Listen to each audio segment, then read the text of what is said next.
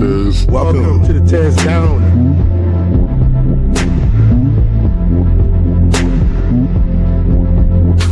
Welcome. I'm the Tez.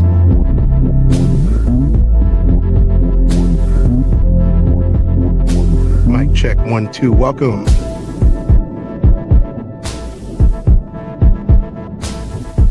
Welcome to the TezDown. Party time.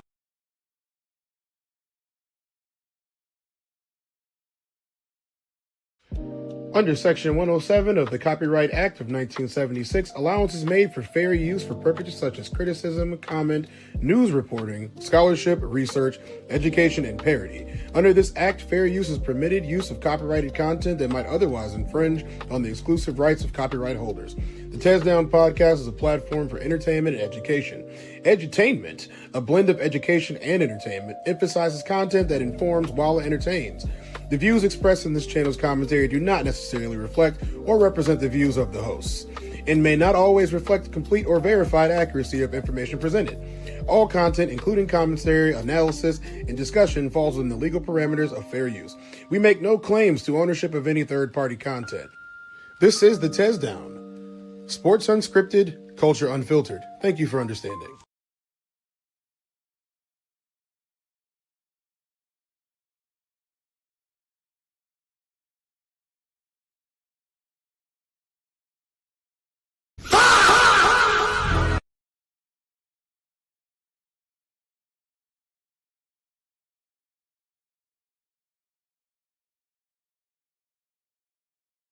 Blah, blah, gay sex, blah, blah, Congress.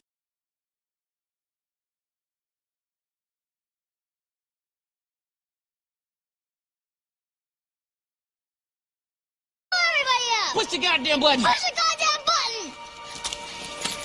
You heard what she said.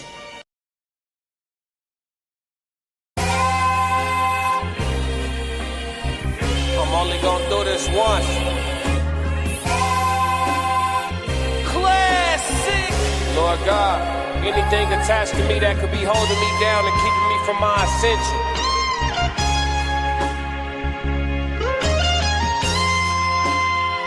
I pray that you detach that from me, so I can fly. They think ill about me, they still around me. Lord God, please set me free. I ain't going out like Gandhi, bet it won't be nobody next to me.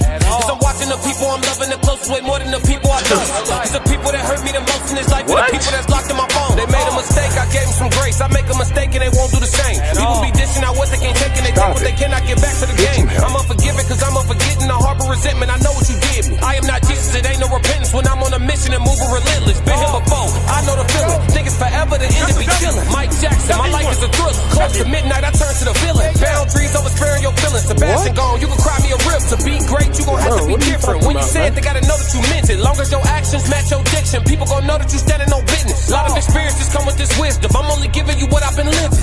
Enlightened now, but still remember the time my mind was a prison. Enlightened now, but still remember the time I felt like a victim. I remember.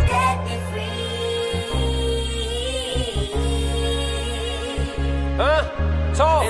Classic. Remember the time I felt like a victim. Classic.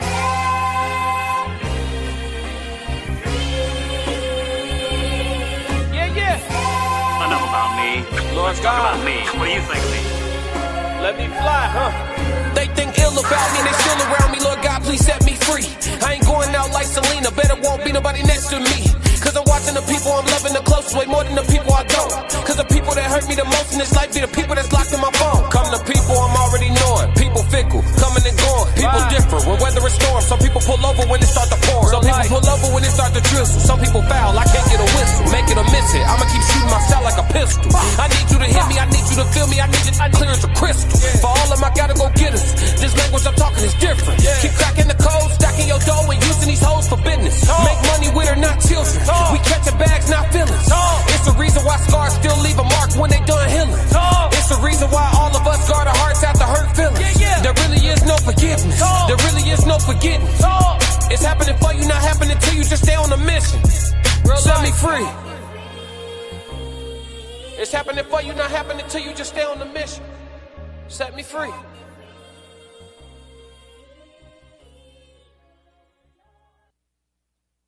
Good morning, everyone. It is bright and early on a Wednesday afternoon. This is the TezDown. Welcome to the TezDown. I am Tez. What's going on, Soft Rain? How you doing? Passports Go's in the building already. What's going on, Passports Go? What's going on, Soft Rain? How you doing today? We got a show scheduled for you today. We got a show scheduled for you today. I'm gonna hit some subjects that we've been slacking on a little bit, but also touching here on and touching there on. But we want to make sure that we take care of it in full. So we got millennials versus the boomers. Where's the job market? And then we got wife talk and freak talk. Mind you guys, it's gonna be 18 plus today. I don't want any kids in here. Don't need them in here trying to muddy up what we got going on. Nope, don't need that one bit. So you guys make sure that you take care of that. If you're at work, put your headphones on because we're gonna be talking about some grown folk stuff today. So put your headphones on if you're at work. If you guys haven't shared out the stream yet, make sure you share the stream out. That's going to be a good thing for me, for everybody that's in here. Real grown folk stuff today. Did y'all have a good show last night? Y'all, I'm sure y'all did. I was in there for most of it, and then I got tired and went to sleep because I've been up forever. And I've been on medication, as y'all are well aware of. We the ones in here. Y'all already know. Put your ones up. We the ones. Real grown folks talk. Real grown folks talk. Let's get started on our first subject of the day. We're going to go ahead and throw this in here. We got millennial dilemmas. Millennial dilemmas. So what do you think a millennial dilemma could be in today's society? I should probably put this on the charger. Millennial dilemmas. Probably one of the problems that we have as millennials today is the job market. The job market's kind of trash. Don't you guys agree? I mean, I'm sure that you probably think the same thing that I do. The job market sucks, and it's not where it should be or why it should be even. But let's go ahead and get cracking on our show today. Let's go, y'all. Shout out to my brother and his wife for being the thumbnail today. We're gonna do one of their videos later on today.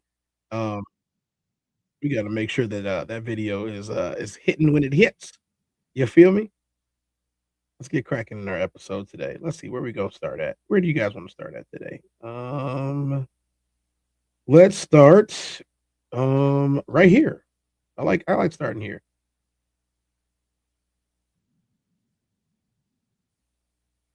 We gonna crank it the right way.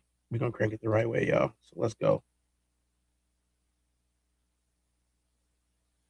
What up, Cassie? How you doing?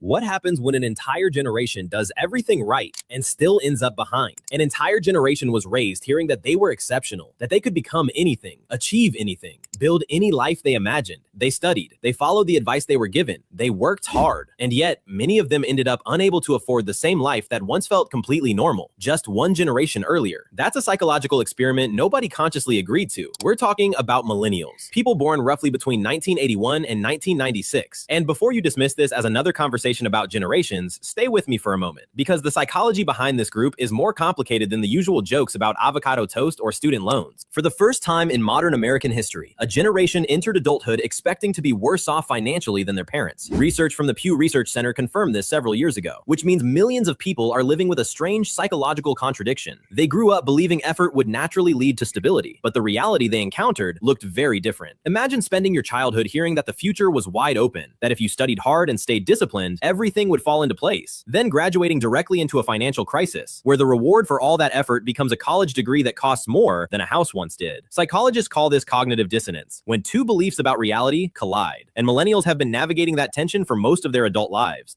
But the story doesn't stop with economics. Psychologist Jean Twenge studied this generation extensively in her book, Generation Me. Her research uncovered something interesting. Millennials often score higher than previous generations on measures of narcissism, but they also report higher levels of anxiety and depression, which creates a strange psychological combination. A generation raised to believe they were extraordinary, while quietly wondering if they're falling behind. To understand why this happened, you have to look at the timeline millennials grew up in.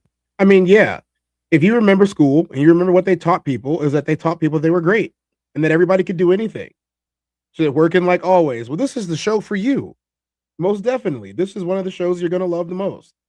They were raised during the self-esteem movement of the 1980s and 1990s. Parents and teachers emphasized encouragement and confidence. Children were repeatedly told they were talented and capable. The intention was positive. The goal was to raise confident children. But those same children entered adulthood during one of the most unstable economic periods in recent history. The financial crisis of 2008 hit right as many millennials were graduating. They stepped into a job market that had suddenly collapsed. The path they had prepared for no longer existed in the same way. At the same time, another shift was taking place. Social media was becoming part of everyday life. Millennials encountered it during their teenage years and early adulthood, exactly when identity formation is at its most sensitive stage. Facebook launched in 2004. Instagram followed in 2010, which means millennials learned how to become adults while simultaneously learning how to present their lives to an audience. Psychologist Tim Kasser has studied the relationship between external validation and well-being. His research shows that when people tie their self-worth to outside approval, mental health often declines, and social media quietly reinforces that pattern. Life becomes something you present, something you curate, a public version of yourself, constantly compared with everyone else. At the same time, many millennials began delaying traditional milestones that once defined adulthood: marriage, home ownership, starting families. Surveys show that many still want these things, but the economic barriers are much higher. So you end up with people in their 30s who still feel like they're waiting for life to truly begin, like adulthood keeps getting postponed.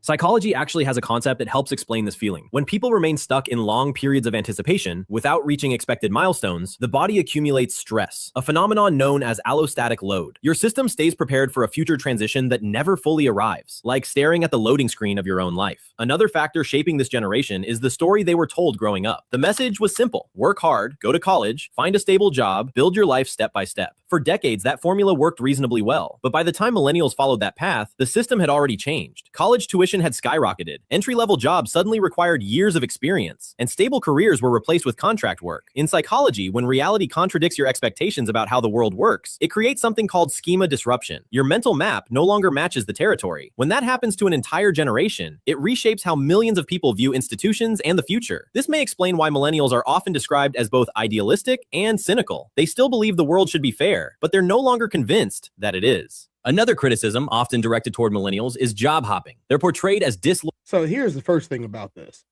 I don't know about you, but I'm not somebody that likes to switch jobs often. But I will switch a job often because the jobs suck. I'll tell you that right now. If I'm in a job and the job is crap, I'm gonna leave.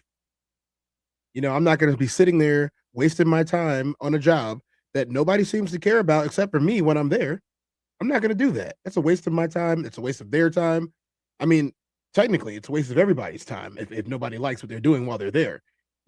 That's why you focus on getting yourself to be as financially free as possible. And I know that's a difficult thing to do in today's society, but it still should be our main focus, is getting financially free so we can actually enjoy our lives. None of us should be working as much as we're working. We're working 60 plus hours per week to no avail, to be honest, other than surviving. And our badge of honor is our own survival. Loyal employees who refused to stay with companies. But the workplace itself changed dramatically. Pensions disappeared, long-term security faded, contract work became common. Millennials didn't create instability in employment. They adapted to it. There's also something else often overlooked. Millennials are one of the most educated generations in history, and one of the most diverse. They grew up alongside the internet, which exposed them to countless perspectives and competing narratives. That environment encourages questioning authority. People who challenge systems are often labeled as entitled or difficult. But critical thinking naturally creates tension with structures that were never designed to be questioned. Another major shift involves mental health. Millennials helped normalize conversations about therapy, anxiety, and depression. Previous generations often treated these issues as personal weaknesses, but they're doing this while living in conditions that are objectively more stressful. Student debt has reached historic levels. Housing prices have dramatically outpaced wage growth, and job security has become increasingly fragile. So millennials often find themselves in a strange position, more aware of mental health, yet also more overwhelmed by the pressures surrounding them. And then there's the future itself. Millennials are also the generation watching climate change become increasingly visible, while being told they are responsible for solving it, despite having less institutional power and fewer economic resources than the generations before them. Psychologists now call this climate anxiety, a persistent uncertainty about the future of the planet. When you step back and look at the bigger picture, the psychology of millennials becomes easier to understand. They grew up with enormous expectations, entered adulthood during economic instability, built their identities alongside social media, and watched multiple global crises unfold in real time. Then society asks a simple question: why are It's still unfolding right now. they so anxious? Why haven't they bought houses yet? From a psychological perspective, the answer is surprisingly predictable. Human beings adapt to the environments they live in, and millennials are responding the way people tend to respond when the ground shifts beneath their feet, when the map they were given growing up no longer matches the territory they're standing in. If this perspective resonated with you, consider subscribing. And if you enjoy these psychological explorations, leave a like and turn on the notification bell. I mean, we just got a lot right there. Let's break some of this down, okay? McKinnon says, I'm in marketing, so job hopping is baked into it, hence why we have to set up our own businesses for any sort of stability. Plus, it's far more lucrative.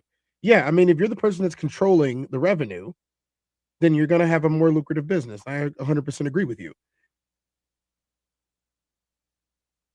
I mean, they want millennials, the avocado toast eating generation, to solve all of the problems that they created with their greed. So I totally understand why so many people are upset with boomers and why there's so much millennial anger that's going on in society right now, because once again, they're the ones that are continuing to make the decisions for the rest of us. And then tell us that we're not working hard enough, even though all of us seem to work all day. Now, there are some people who have been freed. I'm not upset with the ones that have been freed from the system.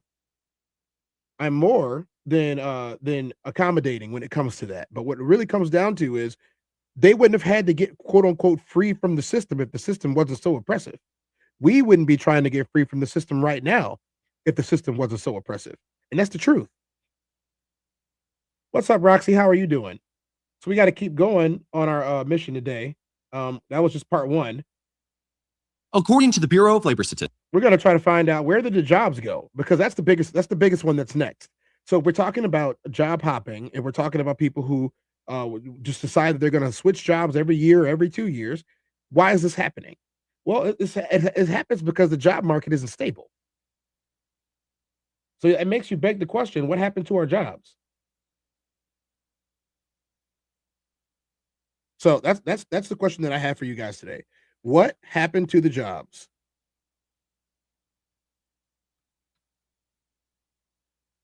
And there's only one way to know what happened to the jobs. That's to go ahead and search it out. McKinnon says, there's a big factor where we grew up thinking the world of those who raised us, them telling us to be better, only to find out they had a sweet ride and ruined it for everyone else. That's a valid anger. And I 100% agree that it's valid anger. You have to understand, and I think the other people that are in the same positions as us do understand that we worked our butts off, but following the rules, playing by societal rules that they laid out for us. And where is it? We have to ask ourselves these questions. They told us, go to school, get a degree, work hard, and you will win. So why are the millennials broke? Why are they more stressed? And why are they more lost than ever? We're going to ask the question that nobody wants to answer today. Did we get scammed? And I think that we did. I think that it was all a marketing scam to get us to fund their lifestyles.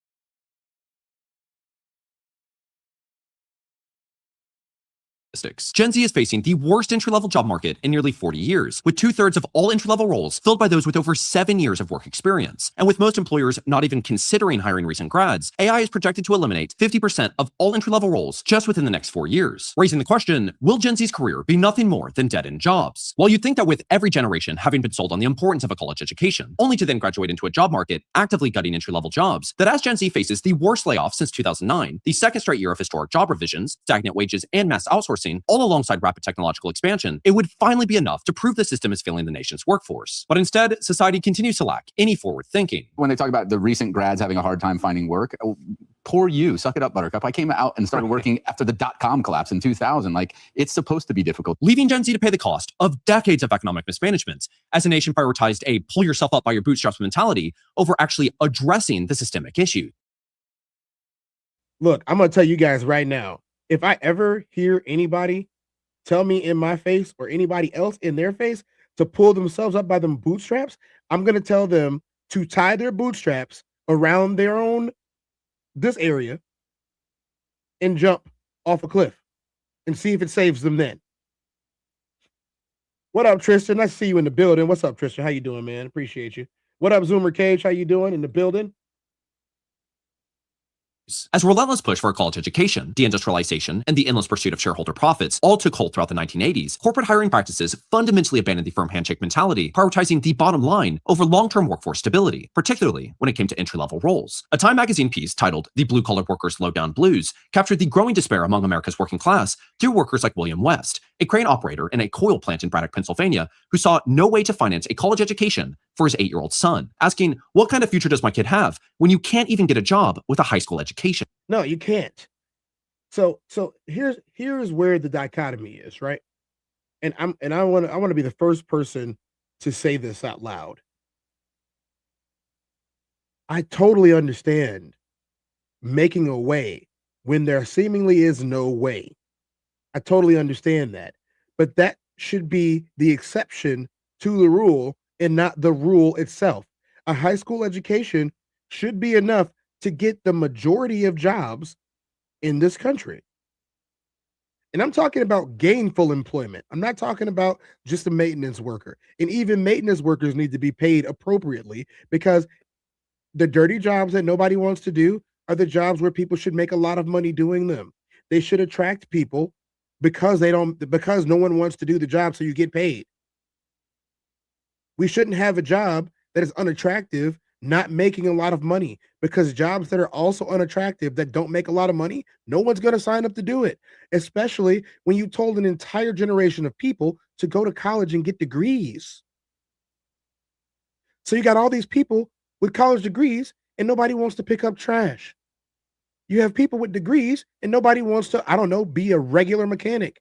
You have people with degrees and nobody wants to work in a soup kitchen. Nobody wants to do any of those jobs. Nobody wants to be a teller at a bank anymore. Like, yes, people do have the jobs, but the whole time that you go to the job, the bank teller is telling you how she's in school to go do another job. When's the last time you seen somebody that was super happy to be getting into something that I'm going to get into a 20-year career that wasn't a doctor or a lawyer, engineer? And even engineering is kind of like, okay, well, you're going to be an engineer, but an engineer of what? Most of these times the people are going into the military, they're getting careers because they were in the military, and they're coming home from the military to find out that, guess what? The job out here does not pay the same way that it did in the military. These are compound issues that we're going on to right now. She said, rob Peter to pay Paul. Exactly. What's up? Exactly. Facts, Cage.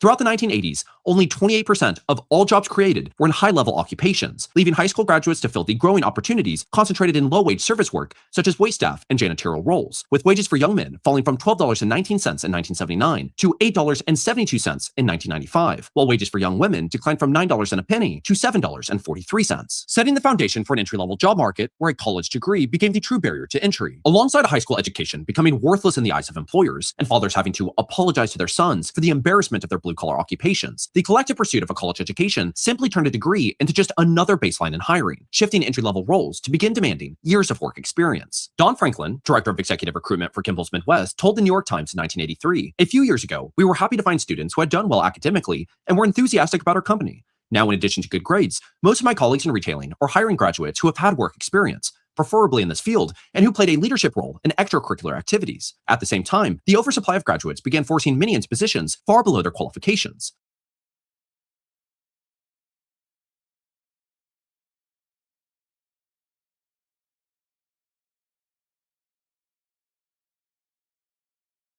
We didn't even get to that part, and I'm telling you, that's what the issue is already. You have all of these graduates and no jobs.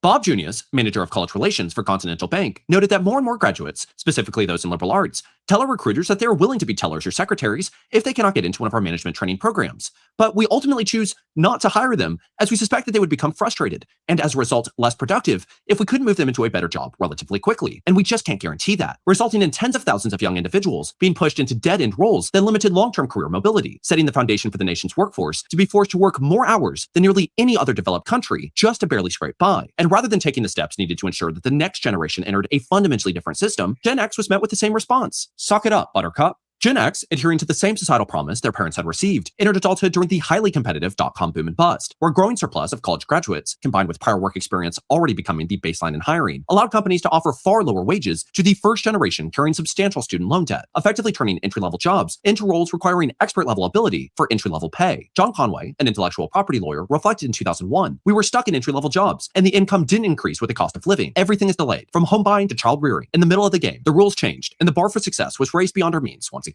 And rather than redefine how the nation's future could combat these rising costs and stagnant wages, did millennials receive the wisdom needed to course correct and avoid repeating history? By 2008, millennials had become the most educated generation in history, with 70% pursuing higher education by the age of 25. Yet within a year, unemployment for young adults surged to 19.2%, double the national average. And despite the entry-level job market already demanding a college degree and work experience, all for embarrassingly low pay, companies increasingly turned to internships as a direct replacement for traditional entry-level roles. In 1992, only 17% of college students had participated in an internship, but by 2008, the number had increased to 83%, with a 2010 NBC report revealing that employers posted 3 times more unpaid internships than just 2 years prior. Let's take a look at this.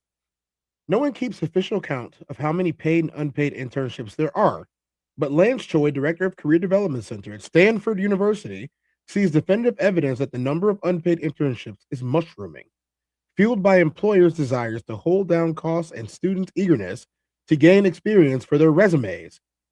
Employers posted 643 unpaid internships on Stanford's job board this academic year, more than triple the 174 posted 2 years ago. So not only are they telling you that they don't have ways to pay you because they're greedy, let's call it what it is, because they're greedy, they want more people to work for free. Y'all do see that that's a problem, right? People working for free in a society that costs a lot to live in is a problem. And by 2016, the global financial crisis resulted in millennial families to be 34% below wealth expectations. But instead of confronting how the system had failed, older generations dismiss the outcome as nothing more than laziness and entitlement, with not a single thing having been done to prevent it from happening again. While the United States has lost 43% of mid-wage occupations since the global financial crisis and gained 58% more low-wage jobs, Gen Z is now aggressively competing for lower quality roles, straddled with immense levels of debt, in a market where over 70% of entry-level jobs require a college degree and nearly 40% demand 3 to 5 years of experience, all while median entry-level wages sit just slightly above what a Ford factory worker earned in 1914, in a system where even internships no longer function as an entry point into the workforce. Despite 75% of employers claiming they are struggling to fill job vacancies, the second highest rate in 2 decades, a 2022 study of 300 job applications submitted by Business.com's departing interns found that only 12% received any response, just 5% expressed interest. You guys have ever done a job application, you already understand this. You already know that you're probably not going to get a response. How many job applications? I remember one specific time that I needed a job. I needed a job real bad. And I told myself I'm going to apply to as many jobs as I can humanly apply to today. And I created a system. I would sit down at my desk and I would apply to 100 jobs per day. 100 jobs per day. Out of those 5 or so hundred jobs that I applied to, I ended up taking a job that I didn't even apply to, that someone called me about. I got lucky, and to be honest, I'm not going to break down the details of how this worked, but I'm going to keep it as stacked with you. I got the job that I did not apply for because somebody knew that I was looking for a job. See how that works? I wasted all that time every day applying for all those jobs. I ended up getting a job that I didn't even apply for because somebody knew that I was looking for a job. That was it. That was it. So it seems like we're colossally wasting our time every time this happens. Every time. Interest, and not a single application resulted in a hire, with candidates actually more likely to be ghosted when they met over 90% of the listed requirements. And when this is compared to unemployment data, the Federal Reserve Bank of New York found that among college graduates aged... And that was the other thing. A lot of the jobs that I applied for were low-level jobs. And I remember I got an interview at Xerox, and I don't care about Xerox, and I don't ever want to work for that company. So I'm going to tell you the story. I applied at Xerox, and I was so happy to get a job at Xerox that I got in my suit. I put my tie on. I had on some slacks. I walked in there. I had a banger of an interview. And you know what they told me? We think you're overqualified for this position. And my response was, that may be the case, but my bills are underpaid. So until my bills are overpaid, I'm not worried about my overqualifications. I didn't get the job. I'm telling you that right now. I did not get the job at Xerox. I am glad that I did not get the job at Xerox, because if I had, I probably wouldn't be here in front of you guys right now. I probably wouldn't have done a lot of the things that I've done in the last, 15 years, because, hey, I would have became a corporate stooge. I don't know what it is about people trying to make me a corporate stooge. I've had it happen to me so many times where people have tried to make me a corporate stooge. Do I have corporate stooge in training written all over my face? Maybe it's the way I talk. Who knows? 22 to 27, computer science and computer engineering majors now face some of the highest unemployment rates in the country, more than double those of biology and even art history graduates. At the same time, nearly 60% of entry-level roles within the IT industry now require 3 to 5 years of experience, all while the share of IT workers within the H-1B program has surged to over 65% over the last 5 years. Now, I've discussed in great detail on the channel how the majority of AI layoffs are just H-1B replacement, even getting Dr. Ron Hira, the leading expert in American outsourcing, to discuss the systemic abuse that H-1B exploitation has caused on the American workforce, and how the $100,000 fee is nothing more than a complete facade. However, every discussion I've had has framed the crisis as the outsourcing of mid-grade tech roles for cheaper wages, since by definition, the whole point of the H-1B program is to allow employers to hire skilled foreign workers in specialty occupations that the United States does not have enough of. But it was recently brought to my attention by a friend who just entered an IT role at a sales company that every entry-level role in his department is filled by H-1B workers. In fact, it appears that the majority of H-1B approvals are now specifically for entry-level positions. And you can even go on Indeed or ZipRecruiter and find run-of-the-mill entry-level jobs explicitly offering H-1B sponsorship, meaning that the growing demand for experience within the entry-level market may not actually be about experience at all, but is instead structured in a way that legally justifies hiring cheaper foreign labor, highlighting just how far both companies and our government are willing to go to enrich the pockets of shareholders at the cost of developing the skill sets needed for the future of the American workforce. And even for the small percentage of Gen Z that actually manages to break through and land one of these so-called entry-level roles, what they're met with is not an opportunity for a career, but a job that pays less, offers no real benefits, provides little to no pathway for advancement, and ultimately does nothing to address the issues actually. Study shows U.S. lacking job quality. 60% of U.S. workers lack quality jobs. That's the truth. They don't have benefits. And that's because, again, this is corporate greed at its finest. There are not very many jobs in the United States that shouldn't have benefits. There aren't very many jobs that shouldn't have PTO or, even paid overtime or even the ability to just take it. So here's the thing, what happens when you don't offer those benefits, insurance, dental, PTO, or any of the severance pay or bonuses, which the majority of over 65% of jobs in America don't have any of those. When you don't give that, people do what they want to do. They don't come in, for example. They call off when they feel like it. They take days off that weren't excused. They don't give you reasons for it, and they don't have to under the law. They don't even have to. So if they don't have to, and you don't have to pay the way that I think you should be paying, I'm not going to do what you want me to do either. And that's just a fact. I don't blame anybody for not becoming a corporate stooge or listening to whatever company that they listen to when they have a life. I don't blame anybody for not doing it. Not one bit. I used to be a company guy. I really did. And then the company decided that it didn't need me. Every time a company or a business decided that it didn't need me, or a team decided that it didn't need me, I did not have any more loyalty towards it. It didn't matter what I did there. It didn't matter what they did there. None of it ever does to me.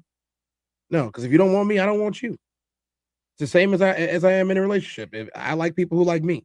So it's just easier for me if they show their true colors earlier, so I could plan my vacation, because I like to travel. Plaguing society, which is why I'm grateful to be partnered with 80,000 Hours. 80,000 Hours is enough critical global problems remain overlooked. So the channel, alongside Gen Z facing the compounded effect of what each generation previously had to endure, they're also running into what will inevitably be the largest disruptor in the history of the human workforce, LinkedIn. I'm just kidding. It's AI. Now, a large inspiration behind this video was a recent post by Josh Burson, often cited as a leading HR and workplace analyst, explaining why AI will not be replacing entry-level jobs because they're just so important. His argument is predominantly centered on the fact that most companies view entry-level jobs as the way to build teams that can develop into senior roles that will... Y'all see this, right? First of all, it's self-serving for a company that makes automation tools to tell us that they're going to automate all sorts of jobs. Anthropic is not an automation tool. It's an AI research lab. I doubt their product managers deeply understand what entry-level workers do, except in software, of course, in retail, hospitality, manufacturing, banking, consulting, and healthcare. Second, the reason we have the entry-level jobs is not just to get work done, it's to build teams that can develop into senior roles in our organization, and companies that hire young people gain tremendous value in many ways, including learning how to implement AI. Most of this is absolute bullshit. They have all these jobs so they don't have to pay people. Have you guys ever gotten to a position where it was time for your promotion and they gave you some BS reason as to why you're either not getting it or you're not getting a raise? And it always was something garbage like, oh, you clocked in 5 minutes late on a Tuesday. McKinnon said, for context, I generated a company $9 million on my own. They cut me because I wasn't a culture fit, and I created a system that would continue that revenue without me. I was responsible, and it cost me the job. McKinnon, I had the exact same thing happen to me. Now, mind you, I only generated them about $2 million. So you generated them more than me, but I was working for a vapor company, and I got cut from it for like the dumbest of reasons. It was during our reviews, and I remember calling a meeting with the owners and the general manager. And the general manager decided that his sister deserved the position, even though she had only been at the company for a couple of weeks. I had been at the company for several years. Not only had I been at the company for several years, I implemented entire policy changes across the board at all locations that existed.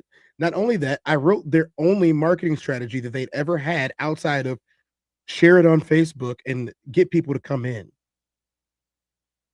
So the funniest thing about writing your own marketing strategies, and this could work for lots of different areas, but I'm gonna give you guys a heads up. Anytime a company asks you to write a manuscript on how to do your job, you might as well start looking for another job because they're looking to replace you.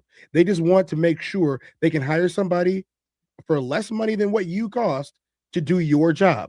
Now, they're not going to do the job as good as you because they're following a manuscript and you're following your own know-how and your own ingenuity. But they don't care. As long as the job gets done, even if it's subpar, and they can save more money by not paying you, that's what they're going to do. I think you would agree, McKinnon, would you not? Eventually lead the organization, as they serve so many other purposes besides just getting work done. And in many ways, I actually think that he made some pretty good points. However, I unfortunately think that his career ladder framework is just not an accurate representation of the modern job market. As with everything we've discussed, it's that one, entry-level jobs by definition just do not exist anymore. And two, this decay has been happening for over 40 years. That's 4 decades of a lack of investment. If it mattered as much as Burson and other economists say, we would have been taking care of entry-level jobs. We wouldn't be having this conversation altogether. And for those of you who don't know how long 40 years are, we're looking at 2026 doesn't count. We're looking at 1985. 1985, y'all. Just to let y'all know. 1985. You know, if we're going to go 40 years to the day, then yes, 1986. But we're talking about 1985, just like if you had a kid. Together. According to resume.org, by the end of 2026, 36% of companies say they will have frozen entry-level hiring. And by 2027, 47% expect to eliminate it entirely. Even Anthropic CEO, who has famously predicted that 50% of entry-level jobs will be gone by 2030, regardless of his true intentions, never actually frames the shift around creating new entry-level opportunities or alternative ways to developing young workers. Instead, he frames it around the fact that AI can work 8-hour shifts without breaks or burnout, which to me perfectly shows the true intention behind this push for AI. Now, despite... there you go. There you go. Working 8-hour shifts without burnout, without breaks, without needing to go to the bathroom, without needing a hospital visit, without getting pregnant, without getting sick, without needing PTO, without needing weekends off. They can work them 8 hours every day, no matter what, in perpetuity. That's what this is really about. This is about them saving even more money. This is not about efficiency. There being some unbelievably strong cases for why AI is not even remotely close to fully automating entry-level jobs, with MIT finding that 95% of generative AI pilots at companies are failing. A separate MIT study, using a simulation tool called the Iceberg Index, found that AI can already technically replace 11.7% of the US labor market, representing roughly $1.2 trillion in wages across finance, healthcare, and professional services. Yeah, and so go ahead. McKinnon said, yeah, most companies would be radically happier with less revenue if it means stripping cost, and the biggest cost is to the people. Yeah, they don't care about the people. They don't care about us workers. They don't.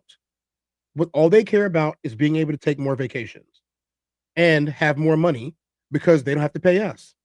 So-called AI layoffs account for just 2.2% of that exposure. So whether AI actually works and unemployment skyrockets in a system that has no real plan for how this technology serves the workforce, or it completely backfires and the hundreds of billions of dollars being poured into data centers through private credit and circular financing destabilizes the economy and leads to yet another bailout, combined with the severe economic consequences of a collapsing talent pipeline, the outcome is all the same. The burden falls on the generation entering the workforce. Because after everything we've discussed, we've spent decades trying to build a future that we think that we want. But by ignoring the cost of today, we're far more likely to end up with a future we wish we never had. And so what I hope that we're beginning to recognize is that what's happening within the entry-level job market, just like many other aspects of decay within the economy, is that it could have been prevented. None of this had to happen. The fact that there's individuals that entered adulthood in the 1980s and they experienced very similar difficulties within the entry-level job market and the cost of living and wage stagnation and all these different aspects, and you fast forward 40 years, and we're experiencing the exact same things, but worse, is a failure not only on our corrupt government and our greedy corporations, but us, our grandparents and our parents and all the individuals. Gen X and the boomers, which leads us right back to here. At what point did people not realize that any of this was going to be a problem for the people that actually have to live in the world? Because we have to work to make money, because there is no community resource that everyone can just go to and be fine. We don't have universal health care in the United States, so you need to work to be able to afford the health care, because guess what? You're going to get sick. You're going to get sick. Everyone's going to get sick at some point, even if it's just a sniffle. What are they doing about it? What are they going to do about it? They don't care. Let them die. Let them eat cake. That said, you know what? I'm going to get mine. Screw the future. The reason that's happening is because we have turned the United States into a society of individuals and not a community. It is so much easier to see somebody that's struggling, that's fallen on hard times, ran on some bad luck or, some sort of difficulty in their life, and say, you're lazy. You're entitled. You don't even know how hard I had it. It's so much easier for you these days. Pull yourself up by your bootstraps. Suck it up, buttercup, right? Yeah. It's so much easier to do that than it is to show just an ounce of effort or care into actually addressing the issues within the system. I think the unfortunate reality is that not only is Gen Z facing these issues right now, and that on our horizon, I can't see how things get any better. But it's also our responsibility, because clearly nobody else is going to do it, that Gen Alpha will soon be entering adulthood. And by soon, I mean, within a couple decades. They will be entering adulthood. And what is the future like for them? Absolutely, there are still opportunities to be able to make a career today. You can enter the trades. That's what everybody's going to tell you in the comment section. Yep. It's time to get your hands dirty and actually work. Get in the trade. You can enter the trades. You can still do it the traditional route. There are still opportunities for that. And networking and communication and social media and entrepreneurship. All of that is still absolutely valid. I'm not saying that the world is ending. I'm saying that things are getting worse. So 5 years from now, can we say if entry-level jobs or the job market is even going to look similar to what we have now? I don't think that we can. How about a decade from now? 2 decades from now? No. 50 years from now? No. It's almost, because things are so difficult. The cost of living is so bad, and wage stagnation is so bad, and we're working so much, and all these aspects. It's given us the excuse to feel like we are not responsible for what happens 50 years from now. And so when we lack responsibility and any form of accountability, well, it gives the corrupt government and the greedy corporations free reign to do whatever it is that they want. And who has to pay the prices for this? Well, it's going to be us first, and then the next generation. So if we adopt the same principles that they have, if we listen to the things that they're saying, and we do the things that they did, and they made the situation worse for us, imagine how much worse it's going to be for the people that came after us. Does anyone care? I do. If you're a parent, you probably care. But do you? I mean, you made the next generation. How do you not ensure that they have a good future? How do you not grant them opportunities that don't rob them of their future? Or do you think that they should just spend 80 hours a week working 2 to 3 jobs trying to make ends meet so they can pay $5,000 a month for a 1-bedroom apartment? Because if we're already paying $2,500 for a 1 or 2 bedroom apartment that we don't own, what do you think it's going to be in 30 years? McKinnon said, the funny thing is, this isn't new. Mechanizing industries was practiced to literally get rid of black workers. So they had for decades of practicing that and to apply it to anyone now. We've been on this path. And that's what he's saying. He said this point is at least 40 years in the making. And there hasn't been a change to it or an end to it because nobody wants to step up and do anything about it. No, they don't want to. No, they want to act like everything is okay and that we just don't work hard enough and that oh well we should figure it out then. You're all smart. Yeah, we are all smart. We didn't have much of a choice because they weren't. We were smart, they weren't smart. Who did this? Children. Have children, they say. There we go. That is much better. Much better. Thank you. Have children, they say. It'll be great, they say. Gotta love it. It's going to be Gen Alpha. It's going to be Gen Z. Just like it was the baby boomers and just like it was Gen X and just like it was millennials. But nothing was done to stop it from happening. And so it is our responsibility to ensure that somebody is looking after the next generation. I recently just finished a heavier video and I was kind of frustrated about the topic and things of that nature. So I went to the gym, worked out, and I was sitting in the sauna. I was so exhausted, just mentally fried. There was an older gentleman sitting next to me on my right, and there was 2 people kind of my age. I'm 26. They were probably like 28, 29. And they were talking about what the older guy did for work. So he had some sort of company. And he was talking about how he outsources his IT-related roles at his company to Uganda. And he was talking about how fantastic it is that they will work for $5 a day. They'll work 24 hours. And if they get tired, they just sleep under their desk. And he was so enthusiastic about it. Now, that alone, I think, is horrible. Yeah, it's despicable. What was worse was the people around my age. They were frothing at the mouth as if like Anne Hathaway just asked them on a date. I was stunned. And I'm really frustrated at myself that I didn't say anything. I was so exhausted, so in disbelief, and so at like a loss of hope seeing that. I just didn't know what to do. But again, those are people that are the future. That wasn't private equity. That wasn't Jeff Bezos saying that. That wasn't, Microsoft and LinkedIn and all the things that we want to blame. That was 2 people my age in Austin, Texas, that were saying, heck yes, I can't wait to outsource American jobs to somebody that's going to have to sleep under their desk for $5 a day. And yeah, the $5 a day probably does help their family. But again, do we really want to be championing having somebody have to work 24 hours sleeping under their desk for an IT-related role? I don't think that's a nation that we want to be. And the unfortunate reality is, why isn't anybody else saying this? Now, I understand that in our niche of YouTube, people are saying this, and I think that most Americans feel this. Why hasn't more been done? It's simple. More has not been done because they don't care. They don't care. How are they going to have Lamborghinis if they have to pay people actual wage? How? They're not going to be able. They want their Lambos. They want to stunt on their friends and pop the bottles and make it rain. They want to do all of this. What about the actual people? People don't care about people, man. You know this. Bridget said, look at the world of infrastructure. What are things that we need? Hairstylists already get $300, barbers $50, computers, but AI coming. AI is already doing Uber and truck driving. Bridget, this is a result of this. Hairstylists getting $300 and barbers getting $50 is a result of not being able to pay their booth rental because of real estate fees. I know this personally. I know I got an image in here of me and my shop. Hold on, let me go and get it.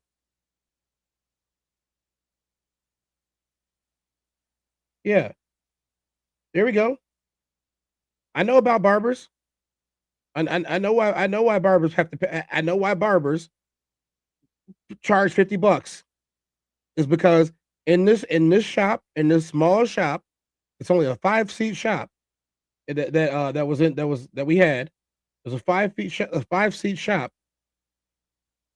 It cost the barber $250, and this was a cheap way to do it. It was $250 per head a week for a barber. $250 a week for a barber. A little 5-seat shop. $250 a head. That's $250. That's $500. That's $750. That's $1,000. That's $1,250. And this was in 2014. So imagine how much it costs them now to actually rent a seat at a barbershop. Imagine how much it's going to cost them now. It's ridiculous as to and this is not an entry-level job. Being a barber was not an entry-level job. We had to go to school for that. That was a entire skill set that we had to develop to be able to do that and get licensed to do it. Look at that strapping gentleman right there. I had on a suit to cut hair. I did this almost every day until I stopped doing it. But I definitely had so there's a story behind this. So at the same time that I was a barber, I was also selling security systems for ADT and then a company called Alarm Illinois. So I was working 2 or 3 jobs while being a barber. And so sometimes I had to take clients for my security sales, and I would leave the shop in between some of my clients to go ahead and make that sale and come back. So I had on a suit for most of my time. My weekends is when I wasn't wearing a suit. So if you see a picture of me and I'm not in the suit at the barbershop, it was probably the weekend. It was too expensive, Rain. It was too expensive. Where I lived at, I didn't have the type of traffic that I needed, and it was just too expensive for me to do. I didn't believe in charging lots of money to cut people's hair. I just didn't believe in that. I believe that kids' haircuts shouldn't be any more than $10 and that I wasn't charging adults more than 20. So, it just wasn't lucrative money anymore. Once inflation really started kicking and started hitting, and I was making more money selling security systems, and then I got back in football again, so I had a little bit of break before that, but I got back in football and it wasn't making money. Not for me. And I wasn't a bad barber, I got a good portfolio. It just wasn't making money. It was too expensive. The rental of the space was too expensive. The lease on the building was too expensive, and it was just costing too much money. And I was expending myself. So I'm going to other jobs to pay for my job. Then I started having barbers quit. One of them died on me. It was just too much work. It was too much work. I had to let it go. Let's go back to this one. McKenna said the amount of CEOs that I've gotten into shouting matches with over hiring from the Philippines because they're cheap. Nothing else mattered, just cheap. As if those aren't people too. Rigid, he said, start making it a requirement in politicians to campaign on it. Make a representative mandate that if you use AI, you must hire X number of people. That's actually legislation right now in a bunch of places that if you use AI, you have to hire a bunch of people for your company. I'm agreeing with that. He said it would help if they lessen taxes a lot for no AI. That they're not going to do that. It would help tremendously, but they're not going to do it. And they're not going to do it because it doesn't make them money. And if it doesn't make them money, it doesn't make sense to them. If it makes us money, it doesn't make sense to them. Excuse me, guys. I had to let that one out. So I'm gonna let him finish up his little soliloquy really quick, and then we're gonna move on. I don't understand why there isn't more leadership. I don't understand why previous generations are continuing to do nothing to help. It doesn't make sense to me. And again, if you want to blame the lazy Gen Z or whatever, what about the kids right now? What about the children? We're responsible for their future.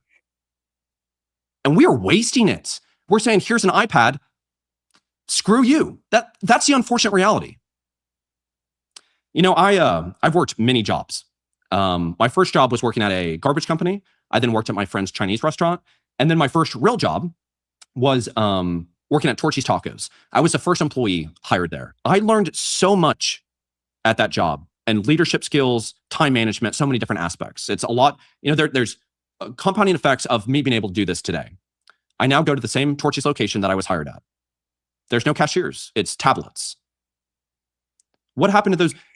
The opportunities for young people to be able to develop those skill sets is gone. Now, most people will say, oh, you know, you need to go get a real job and, you know, all these other things. But I look at it in the big picture and I say, I don't think it's great that when I go into most of these restaurants, the server is an older individual.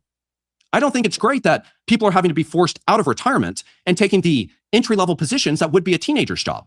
Facts. It's creating a massive collapse of the talent pipeline. Yes, it is. And again, are you seeing anything being done to solve this? No. No. There's no incentive to. We have to provide the incentive. We have to demand the change. And we do that by leading within our own lives. So if you're going to start a company, ensure that you're doing it for the betterment of the community. You're doing it to hire local Americans. You're doing it to create lasting change. And if you're going to support them, ensure that you do your best. And whatever avenue it is that you do within your life, do the best at it is that you can. And that isn't just, I'm going to kind of half-ass it and pretend it's my best. Do your best. And do it for the person right next to you. Do it for the little kids. Somebody has to be looking out for them. Our country clearly isn't doing that, if you know what I'm talking about. So yeah, I do. So it's up to us to be able to protect them. And I'm going to do the best that I can. And it's starting to feel much more difficult. I'm feeling like I don't know how to do it, but I'm feeling like I'm trying to throw as many things out there as I can to try to get some engagement, get some interaction, figure out what leadership looks like for me, and try to get us moving in a forward direction, because I think everything else is trying to pull us the opposite direction. And I'm saying we have to keep our eye on the ball. And even though things are difficult for us, it's up to us to stop kicking the can down the road. And I'm going to do the best that I can in doing that. So I hope this was able to provide some value to you. If it did, I would. Hey, I'm going to have to agree with you, dude. I'm going to do my best, but I'm telling you right now, these people don't care. Richard said the taxes they would save wouldn't be more than using AI to have less people. People are the most expensive cost in any single business. It's far more expensive to hire people. It is. That's why McDonald's, Walmart, and all the other companies have went to automated systems. It started in the grocery stores. You guys saw it. Even Jewel has more people go through self-checkout than the actual lines. Even Jewel. So don't tell me that it's not a problem. I'm just saying it's about time that everybody gets back to the basics, picks up some real skills in this life so that this type of stuff doesn't affect you. It's going to continue to affect you if you keep thinking that following their system is going to help you. Following their system is not going to help. Their system has you working yourself until you die. Being 85 years old, still trying to work a job because you followed their system and their plan. Break free of the system. Set yourself free. However way that you can, that's what you should do. And then if you do have a family, use all the money that you can get to get the fuck away from all of these people in society. That's my advice, if you're going to ask me personally. He said, Richard, example, I just got hired as an artist for my company. I am choosing to pay them $6,000 a month, even though it's an entry-level job. But at $3,000, that's radically more than AI, because most people will hire an AI artist for free. Classic's in the building. What's up, Classic? Classic, I got a segment that's about to come up. If you want to come on here, you are more than welcome to come on here and talk about this segment with me that's coming up right after this last one before the break. You are more than welcome to come up. I will email you the link if you want to get you in here, because I think that you're going to want to talk about this probably more than anyone else. I'm actually going to email it to you right now.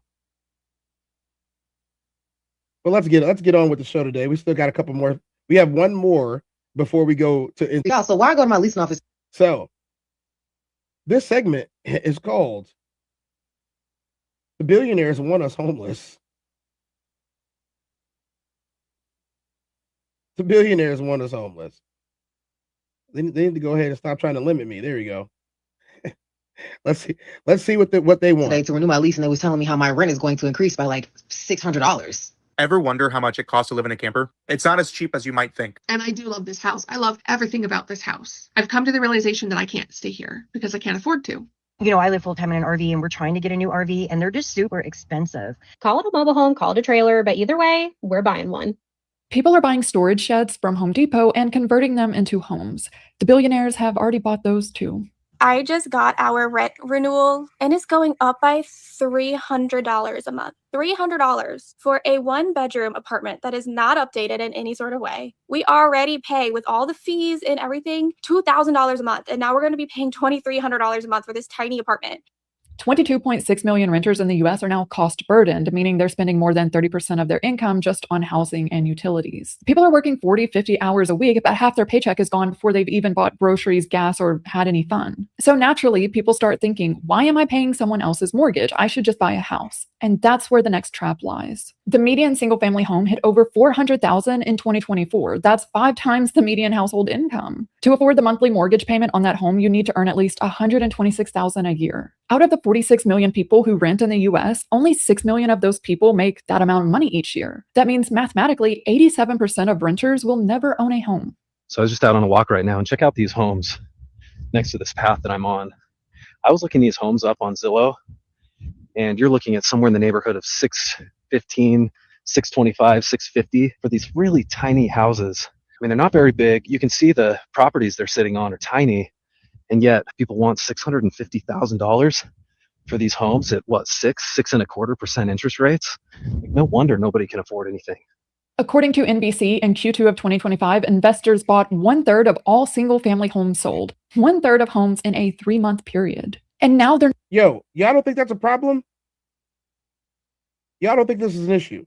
Real estate investors, both individual and institutional, bought 1/3 of all single-family residential properties sold in the second quarter of 2025. That is an increase from 27% in the first quarter and the highest percentage in the last 5 years, according to a report from CJ Patrick. Institutional investors are selling more homes than they buy and have been for 6 consecutive quarters.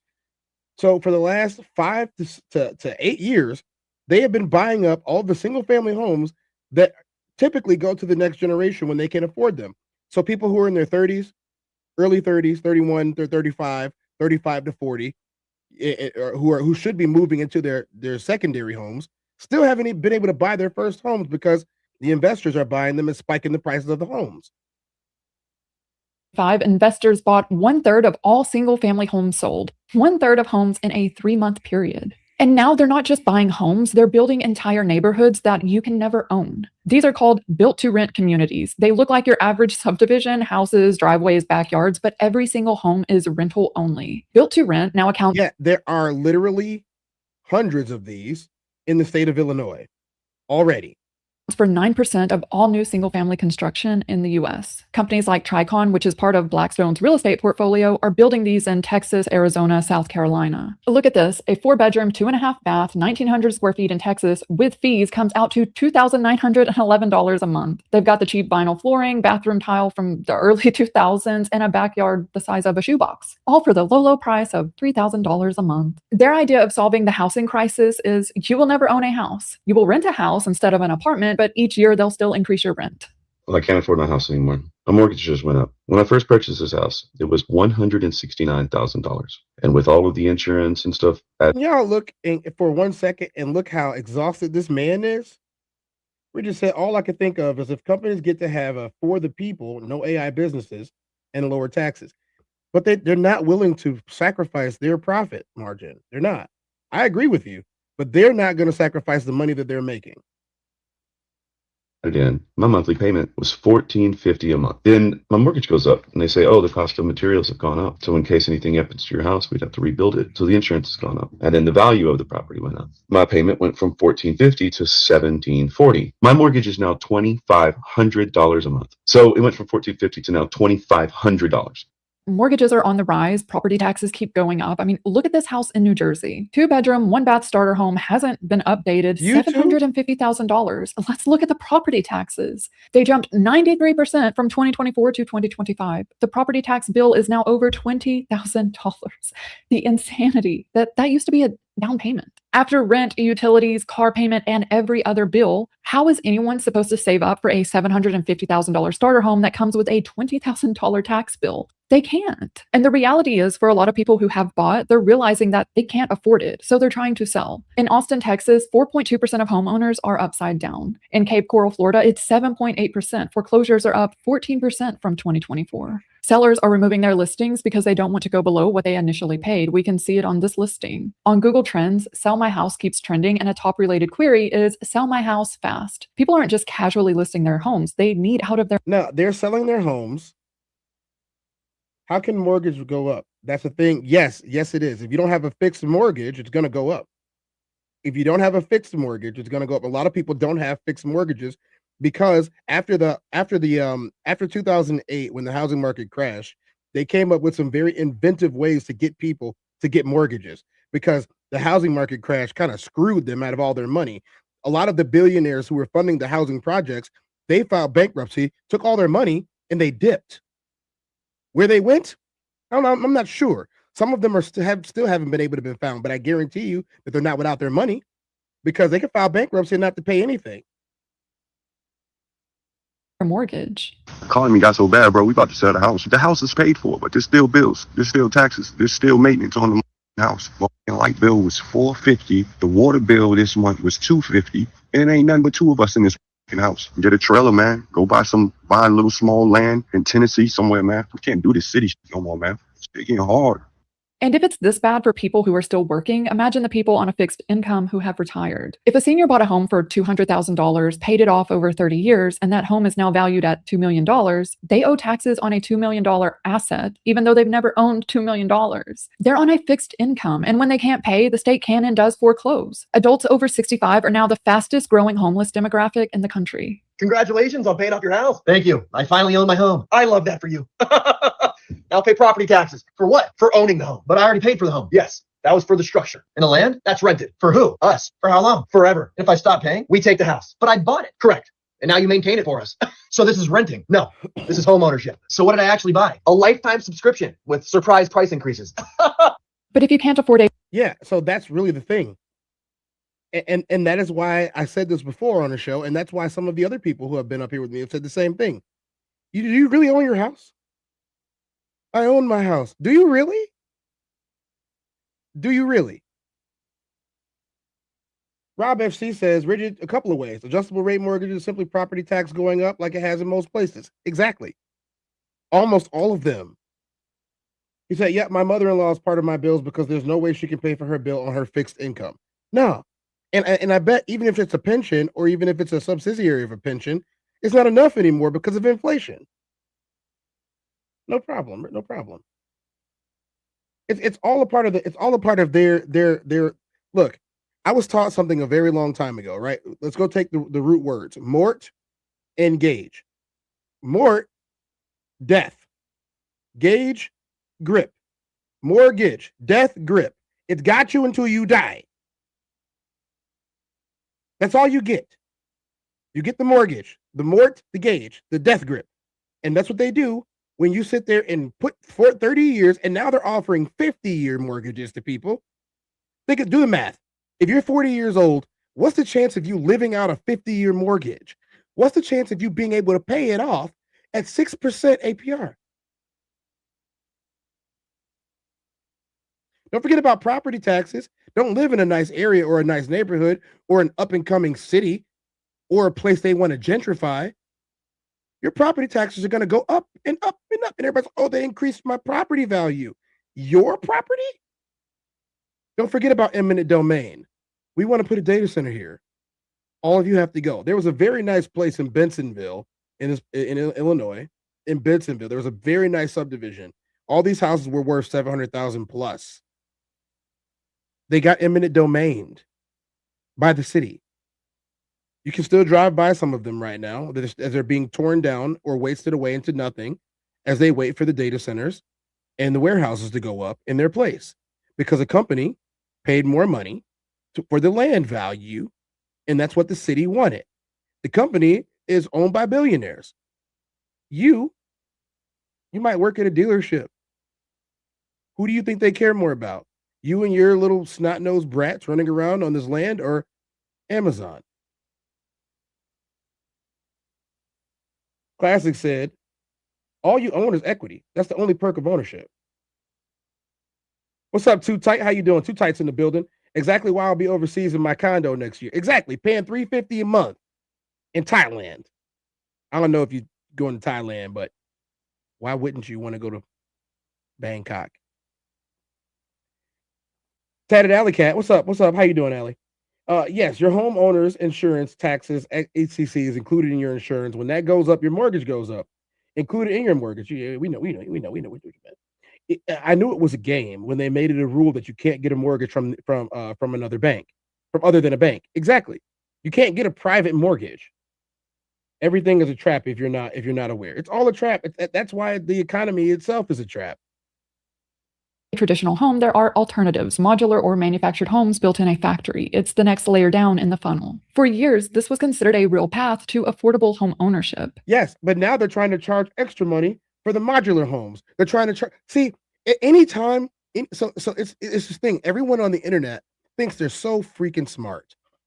We're going to talk about it. We're going to talk about it. We're going to talk about it. Well, guess what? They watch the internet too. So all of the loopholes and the tricks and the way they get around it, they already know, and they're going to tax you for it too, or they're going to create laws that stop you from doing it. For example, right now, if I was to buy an empty patch of land in my current neighborhood that I live in right now, that I'm not going to tell you at, because I don't want nobody knocking on my door and asking me to hang out. I don't have company. I'm just letting y'all know that right now. I don't have company. Y'all never going to come to my house, no matter what it looks like. I'll buy a separate plot of land and put a warehouse on it to invite people over before I let you come to my house. And even then, I might be selfish with my warehouse too. This is what it is. It's my peace. Don't disturb my peace.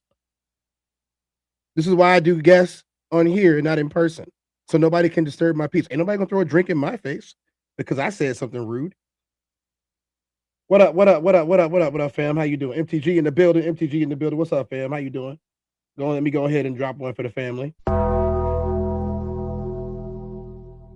Don't worry. We got MTG business going on later on this afternoon. Motivate the guys, y'all. But I'm just saying, if I was to buy a plot of land in my neighborhood, there's one that's right down the street from me. If I was to buy it, they have rules on what I can put on it. I could not put a slab down, a slab foundation, and buy myself a barn dominium that's giant, bigger than any house here, and put it on it, no matter how strong, structurally sound, safe, no matter how any of that. I couldn't do it because they have laws against it. And that's crazy, isn't it? If I go to buy some farmland, I'm going to pay a premium for it because all the people that are selling their farmland are trying to sell it to warehouses and stores.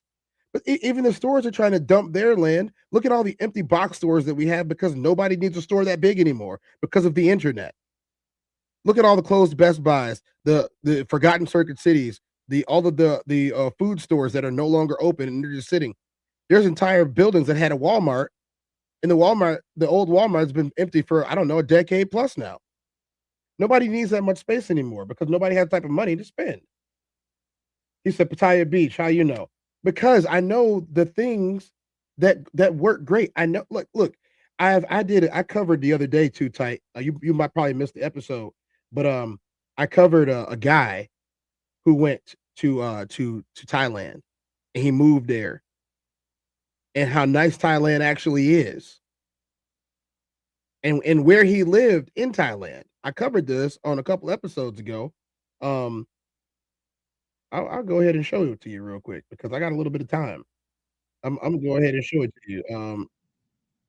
This guy, I won't show you the whole episode, but I'll show you what episode it is so you know to go to it. It is, let's go to my live. It is People Are Leaving the United States. A lot of people like this episode, as you can see. 24K.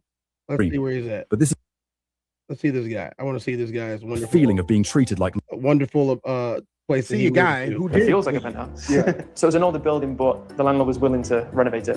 So what do you do for work? So many people are saying, "Oh, you want to go over there and live in poverty, and it's a mess over there, and it's ugly. It's a third world country." It's not a thing anymore. Number one. Number two, none of that is true, and we're gonna see just from a person who is retired and lives just fine. This is where he lives. It's not a hotel. I'm a disabled veteran. When I moved here, I was actually pretty shocked because a lot of people assume that places like this are third world countries, but it's actually very well developed. Think about the lifestyle that you want to live. So if I'm going to get home, I want to enjoy the space that I'm in, and I just want more space.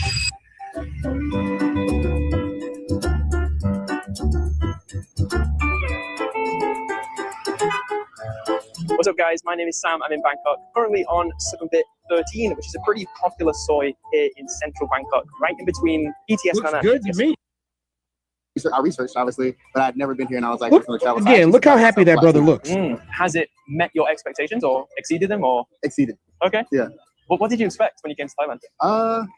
To be honest with you, I didn't know a lot about Thailand at all until the Hangover movie. I didn't do anything. A lot of people recognize Thailand from the Hangover movie, and my expectations were like, well, I'm going to be living in Asia. Then I was like, oh, it's Southeast Asia. I was like, oh, okay.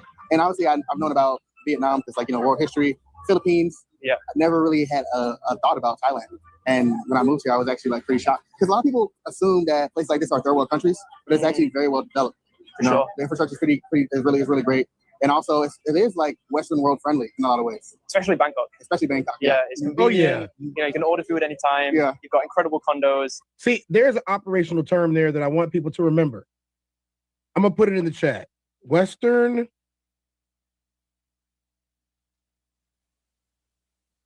world friendly. Remember, Western world friendly. Western world friendly. What this means is that if you go to a country, the you getting used to being there is not going to be as difficult because it's set up in a Western style. They saw what worked in the Western world, they took it and they used it, right? Not just sell it as is. Look at this place though. Description on Fastball says penthouse. On Marketplace, it just says 2-bedroom condo. Okay, it feels like a penthouse. Yeah. So what have you got here? You got a kitchen table. These appliances are actually new. So one thing I have learned about moving into older builds, your landlords will upgrade. This is new. The washer and dryer combo. These appliances. Oh, so you mean to tell me that you move into a place and your landlord is supposed to upgrade it? Right?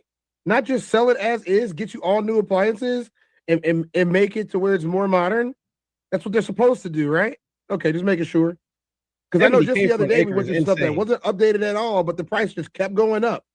This is a penthouse in downtown Bangkok for $1,200 a month. These are new. All this is new. Yeah. Reinstalled. I noticed that. So it's an older building, but the landlord was willing to renovate it because you moved in. I think because obviously, they're selling it, so they're probably trying to think okay, to make this place more appealing. Yeah. I don't want to give them old appliances. Let me give them brand new appliances. Yeah. So that's one thing he told me when we first had our discussion about the place.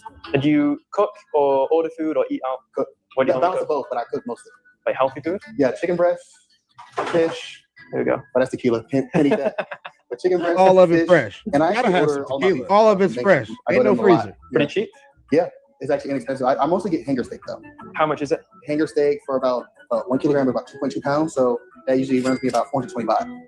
Wow. Yeah, decent. 2.2 pounds of hanger steak. So I usually like get $6. 2 or 3 of those. And it'll last me the whole month. Nice. Amazing. Yeah, you've got a nice little setup. Yeah. So this is like the dining table. Yeah. I actually got this. Where'd you get that? I got this at a thrift shop when I was 21 years old. No way. I actually have a picture of me wearing this at 21 years old in the gym. Were you the same size then?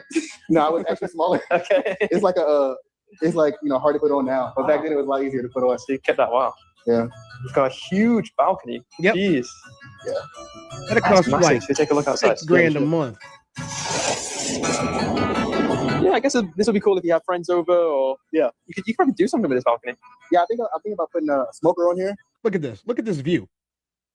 I'm gonna stop it right there. Look at the view, y'all. Look at the view. $1,200 a month. Start smoking some meats. I got to check to see if I'm allowed to do that first, and also maybe like an ice tub or something like that. Yeah. Hey, too tight. Check is my boy too. I do know Check. I actually do. I know him. Like I could text him right now. That's what's up though. Shout out Check in Effect. I've done some of Check's videos very early when I was covering certain things on this channel. But shout out to Checking Effect. If y'all don't know about Checking Effect, check out. He goes everywhere, all over the world, lets you know what it's really like. He really does.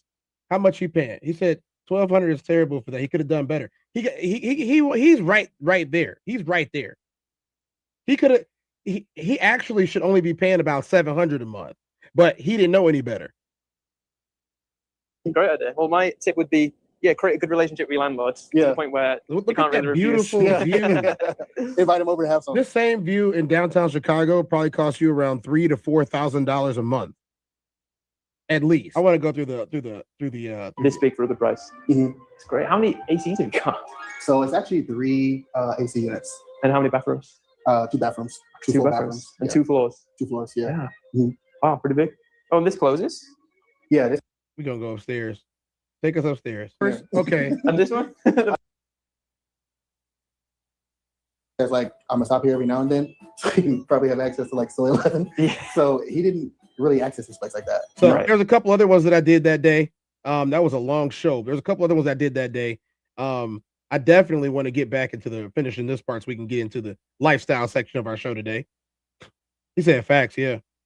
3 to 5K in America. Yeah, depending on where you live. Exactly. Like he probably could have got this place for about $700 or $750, but he was just eager to get up out of there, and he's paying the visa tax. I forgot about that, Classic. He's paying the visa tax too. Today, over 20 million Americans live in manufactured homes. There were over 26,000 shipments in the first quarter of 2025 alone. That's up nearly 8% from 2024. Yeah. But the average cost of a new manufactured home is now $109,000. Multi-section homes, the larger ones, are on average $164,000. Too tight. Let me tell you, if things keep going the way they're going in this country, I might not be too far behind you, my dude. But that doesn't include land. You need somewhere to put it. And just like everything else, land prices are skyrocketing. Many people place their manufactured home on a rented lot. You own the home, but you rent the small plot of land underneath it. Just like how billionaires are buying up all the single family homes, they're also buying these manufactured home lots. 23 private equity firms now own more than 1,900 manufactured home parks with over 400,000 land lots. They're becoming landlords, literally. Paul Dojanic owns his manufactured home, but rents the lot. And this is what I was telling you, Bridget. This is what I was telling you. The minute that you decide that you're going to find a way to defeat the system, especially by talking about it on the internet, they go find. See, they can't control what happens in Thailand. That is why I made the phrase yesterday on a stream that said, "What does that have to do with the price of tea in China?" It's got nothing to do with the price of tea in China. And because it has nothing to do with the price of tea in China, we're going to worry about other places. In this case, it'd be Thailand. But you can find places to live that are just very nice for a lot less money and a lot less stress, and you actually own the place. I'm not trying to necessarily move to a penthouse. I need land. You know what I'm saying? I want to be on the ground doing some stuff on the ground. That's just what I'm saying I want to do. I got to get to this next section of the show, but I got something that we got to do. We're going to get to the lifestyle section of our show. So thank you for the politics and the living side, I guess you could say. But it's that time right now, y'all. Y'all know what time it is, don't you? No, y'all don't. Y'all don't know what time it is. It's time for a stretch break. Nope. It's time for a stretch break. Let's get something to pump your blood. Are you making another beat, Daddy? What up, nephew? And Genius is my dad. Hey, Lele. Yeah. Classic. Bass. Get your arms stretched out, y'all. Hard times ain't nothing at all. Really come from a struggle. Move around Michael Buffer. Always ready to rumble. All that mean is off the muscle. Y'all can't match my hustle. Screen bucket, that's a cuzzo. Bigger key to no muzzle. Lately I'm feeling exhausted. Think I'm tired of being humble. Cold jaw on the duffel. Chip on my shoulder, you don't wanna ruffle. Where I come from, everybody is cutthroat. Could've been dead, I'm just doing what I'm up for. My old homie jumped off the roof. I tried to shepherd, he was nuts, so life, win or you lose, you gotta pick it or choose. Inspired, chose to win. Now I'm furs on a cruise. The shortest path always straight. Why you all in your own way? You scream YOLO to be goofy instead of using that to be great. You black, you should be proud. When I God split money with the apes. It's gonna be a ton, I'm running up the rate. My name on your tongue, I'm coming up the ranks. Consistency so persistently is the recipe. I cannot lose. My options in life is win, succeed, or win. How can I choose? I'm damned if I do, I'm damned if I don't. So damn it, I think I'ma do. Survived a lot, I could've died a lot, but I'm here, got nothing to prove. Woke up, inspired. Woke up, inspired. Woke up, inspired. Woke up, woke up. Woke up feeling inspired. Treadwell, low pro tire. Grind like my needs are dire. I grind like my straights are dire. Woke up, woke up, woke up. Woke up. When I start getting awards, know that I deserve it. I ain't getting choked up. Confidence come from preparation. Fundamentals that'll separate us. All right, y'all. We got a lot to do that's left in the show, so we're gonna move quickly. We're gonna move quickly. Y'all saw that face right there, didn't you? I'm gonna play that face for you one more time. Y'all know who this is? What? Y'all go find out though. So we got a video from Zandon and Noe.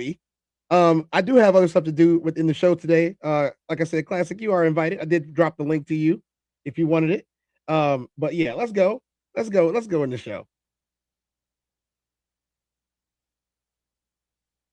This part of the show is titled.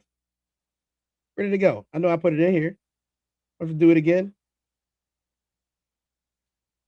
This part is called Wife Talks.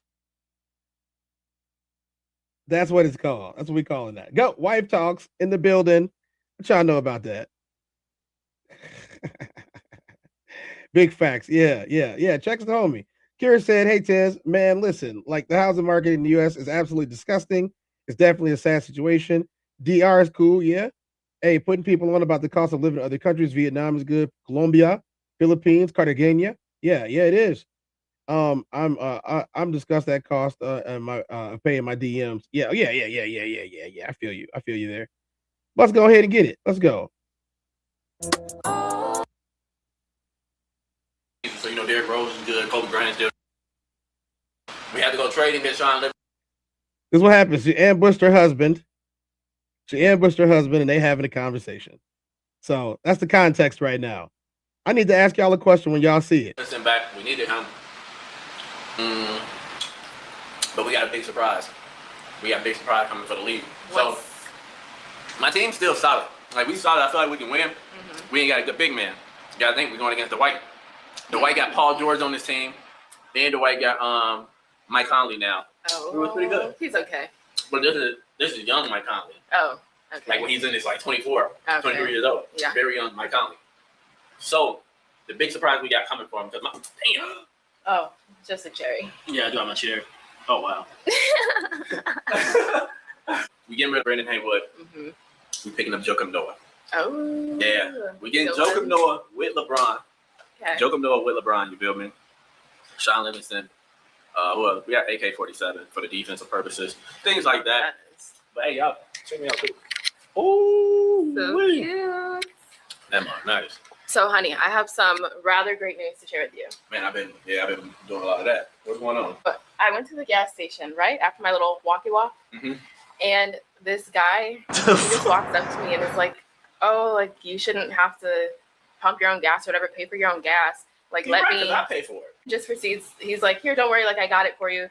And who am I to That's free? That's smart. If you want to pay for your gas. He filled it all the way up, honey. He filled it up? Like, that's a great day, getting your gas tank filled. Wait, let me. For free.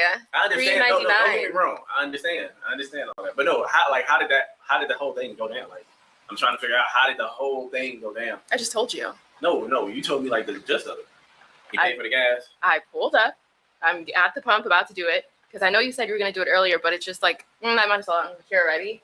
So I just was about to do it. I was about to put the card in, and then he walks up and it's like, oh, hey, like, you know, you shouldn't have to be doing that yourself. And he's like, let me just pay for it for you. I said, okay. Yeah. Okay. Like, why would I turn down the story doesn't free end gas? right there. So where is the rest of the story at? Because he didn't want anything else. He didn't want my Yo. I gotta ask the people in the chat first. What happens if your wife comes home and she tells you that somebody paid for her gas that day, but not just paid for her gas, pumped her gas, and told her that she was too pretty to be pumping her own gas and paying for gas? Fill the tank up. Now, in this economy, a lot of husbands are going to be like, great, I didn't have to do it. But in this case, this gentleman said, I pay for your gas. She said, sis, trip it. She said, they said the stretch was well needed. Big facts says, said, yep, I wanted to land in props. Good to know someone who has strings and position of power who has your best interest. Yeah, most definitely. She said, sis, trip it. Oh, man. Number, nothing. He So just he said, just have pay a for the good gas and then walk off like 40. The story doesn't free end gas. right there. So where is the rest of the story at? Because He didn't want anything else. He So didn't he want my number, nothing. He so just he said, just have pay a for good the gas and then walk off like $40 gone. Yeah, really. So that's what. So you're telling me he sees this beautiful woman. Yeah. He walks over to this beautiful woman. He don't say, hey, how you doing? What's your name? What kind of, yeah, man. Nothing smooth. Some men don't want anything in return. They just simply want to be nice. So he just said, let me give you the $40. Some men don't want anything in return. Some men just want to be nice. Is that true? Is it true? What? I'm not sure that's true. Stop it. Get some help. I feel like that most dudes, if they walk up to you, like this gentleman said, we can do it the easy way or the hard way. So the choice is yours.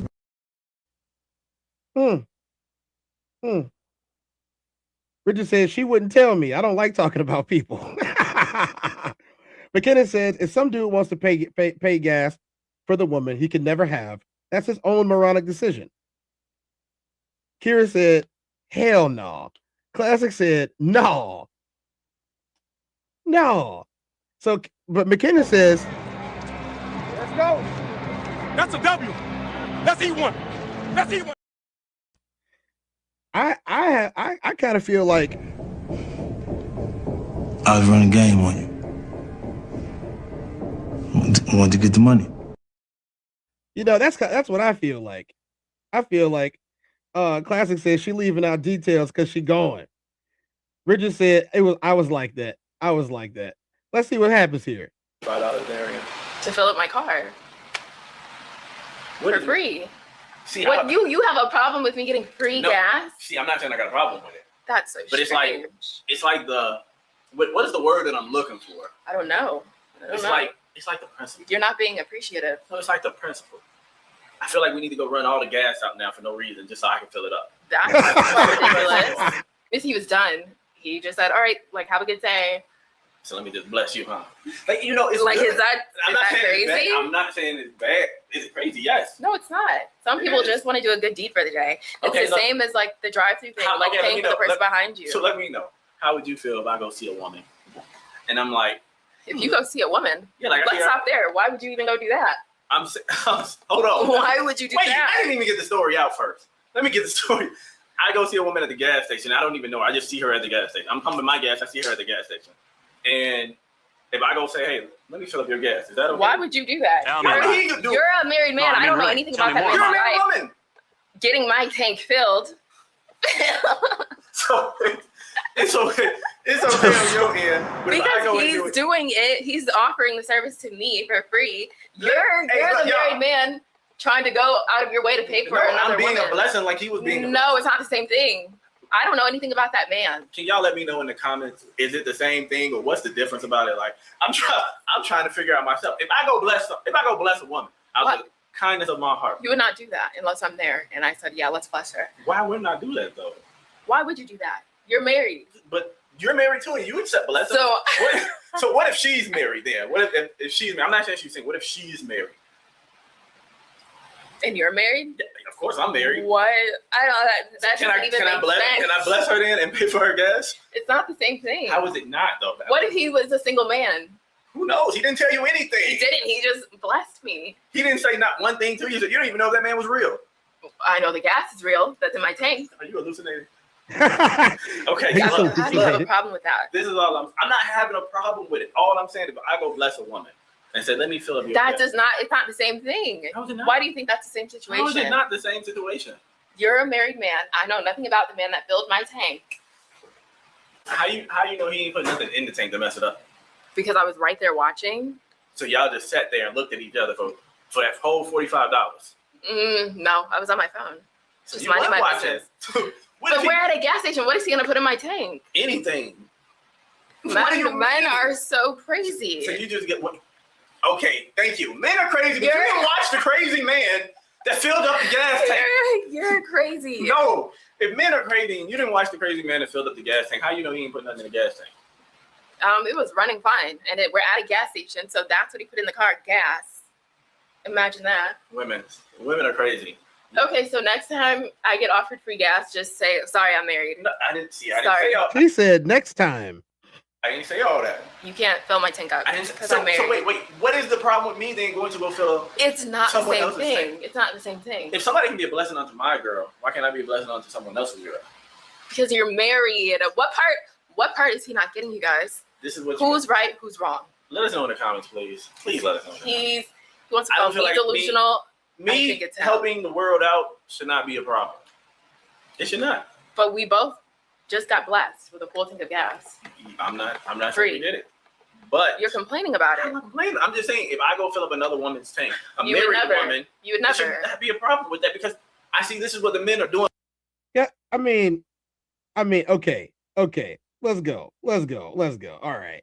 So yeah, I want y'all to take a very close look at his right wrist, right? That looks very familiar. And what he has on right now. You might think that they also share some similar facial features. This is my little brother and his wife. They are content creators and they like to ask questions of the society. So they make these skits up for situations that they found online and situations that they developed themselves. Obviously, this didn't happen because they wouldn't be married anymore if it did. But let's read the comments so we can get going on this. Let's go through it straight through. He said, classic, what's it going? McKinnon said, this is the only an issue for people in an insecure relationship. Classic said, I wouldn't believe this story from any woman on 2 feet. Black Mona Lisa said, 111. Yes, what's up? What's up, Black Mona Lisa? What's good? She sounds stupid. And she was supposed to. Two Tight said, stop the cap. Classic said, he married a Jezebel. He said, bro in a bad spot. Love for the bro, though. He said, if this would break a marriage, then that was a weak marriage. He said, we all go through it, bro. So, yeah, let's see what the rest of this skit looks We're like. blessing women nowadays. So that, hey, I'm all good with it. I'm just saying, why can't we all just be a blessing unto each other? Honey, if you think, okay, you go ahead and try to bless another married woman and see what happens. I'm not trying to do anything, to be honest with you. Exactly. I just wanted to show you how it looks from the other side, right?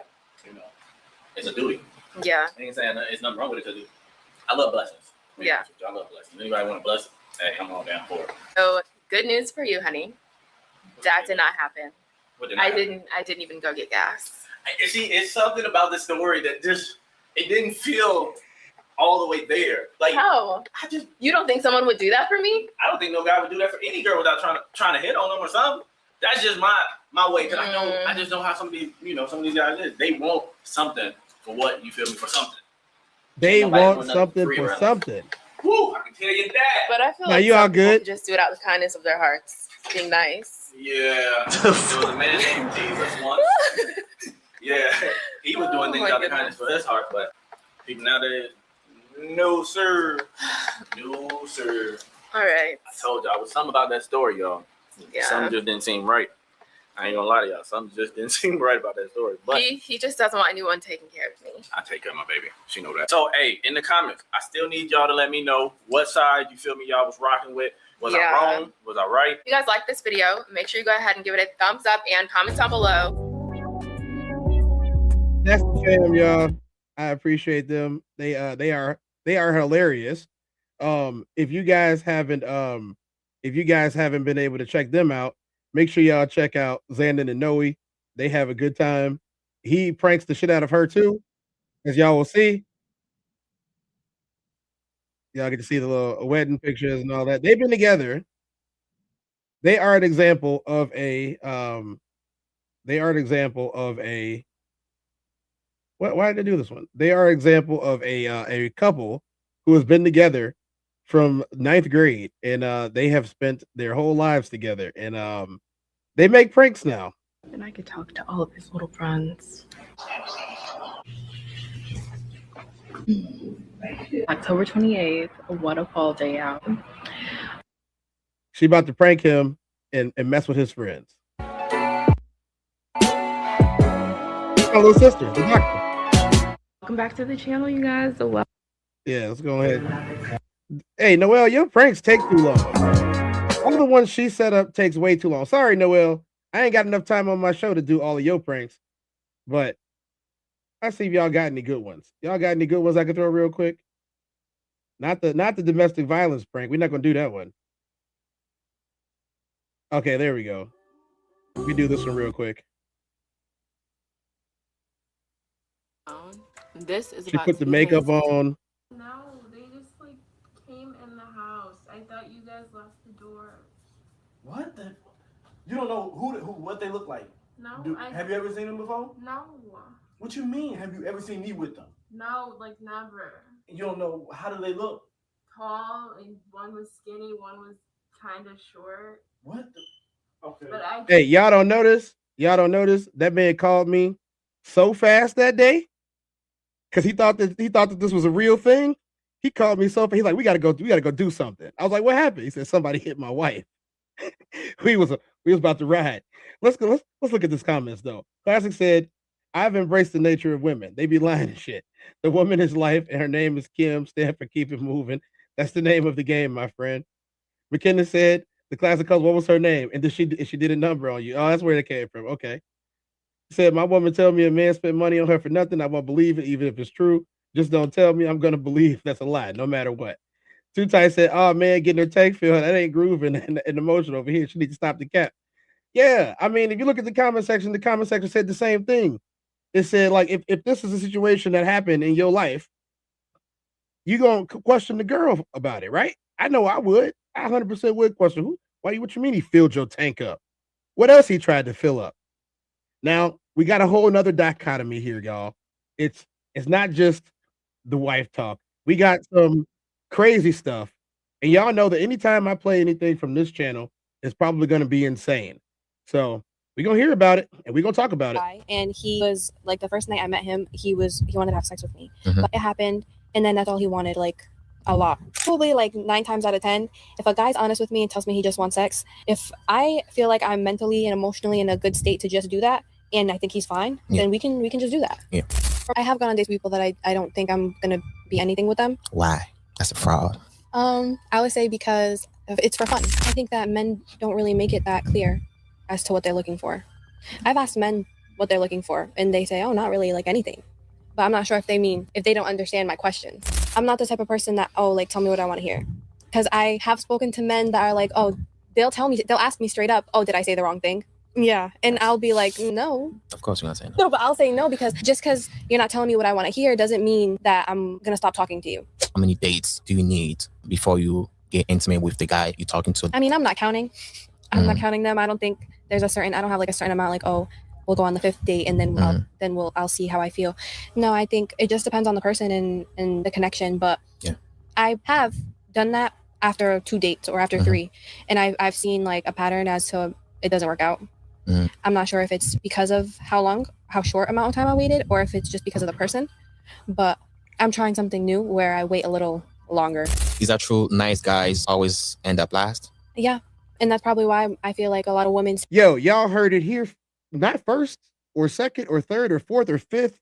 I ain't got enough fingers to put out there when they say nice guys. I don't have enough fingers for my rings, let alone for this. She said, nice guys will always finish last. Do y'all agree with this in the chat? If y'all think that nice guys finish last, I want y'all to put 1s in the chat. If y'all think that nice guys finish first sometimes, I want y'all to put 2 in the chat. And if y'all think that nice guys always finish first, put a 5 in the chat. Put 5 on it. I really want to know.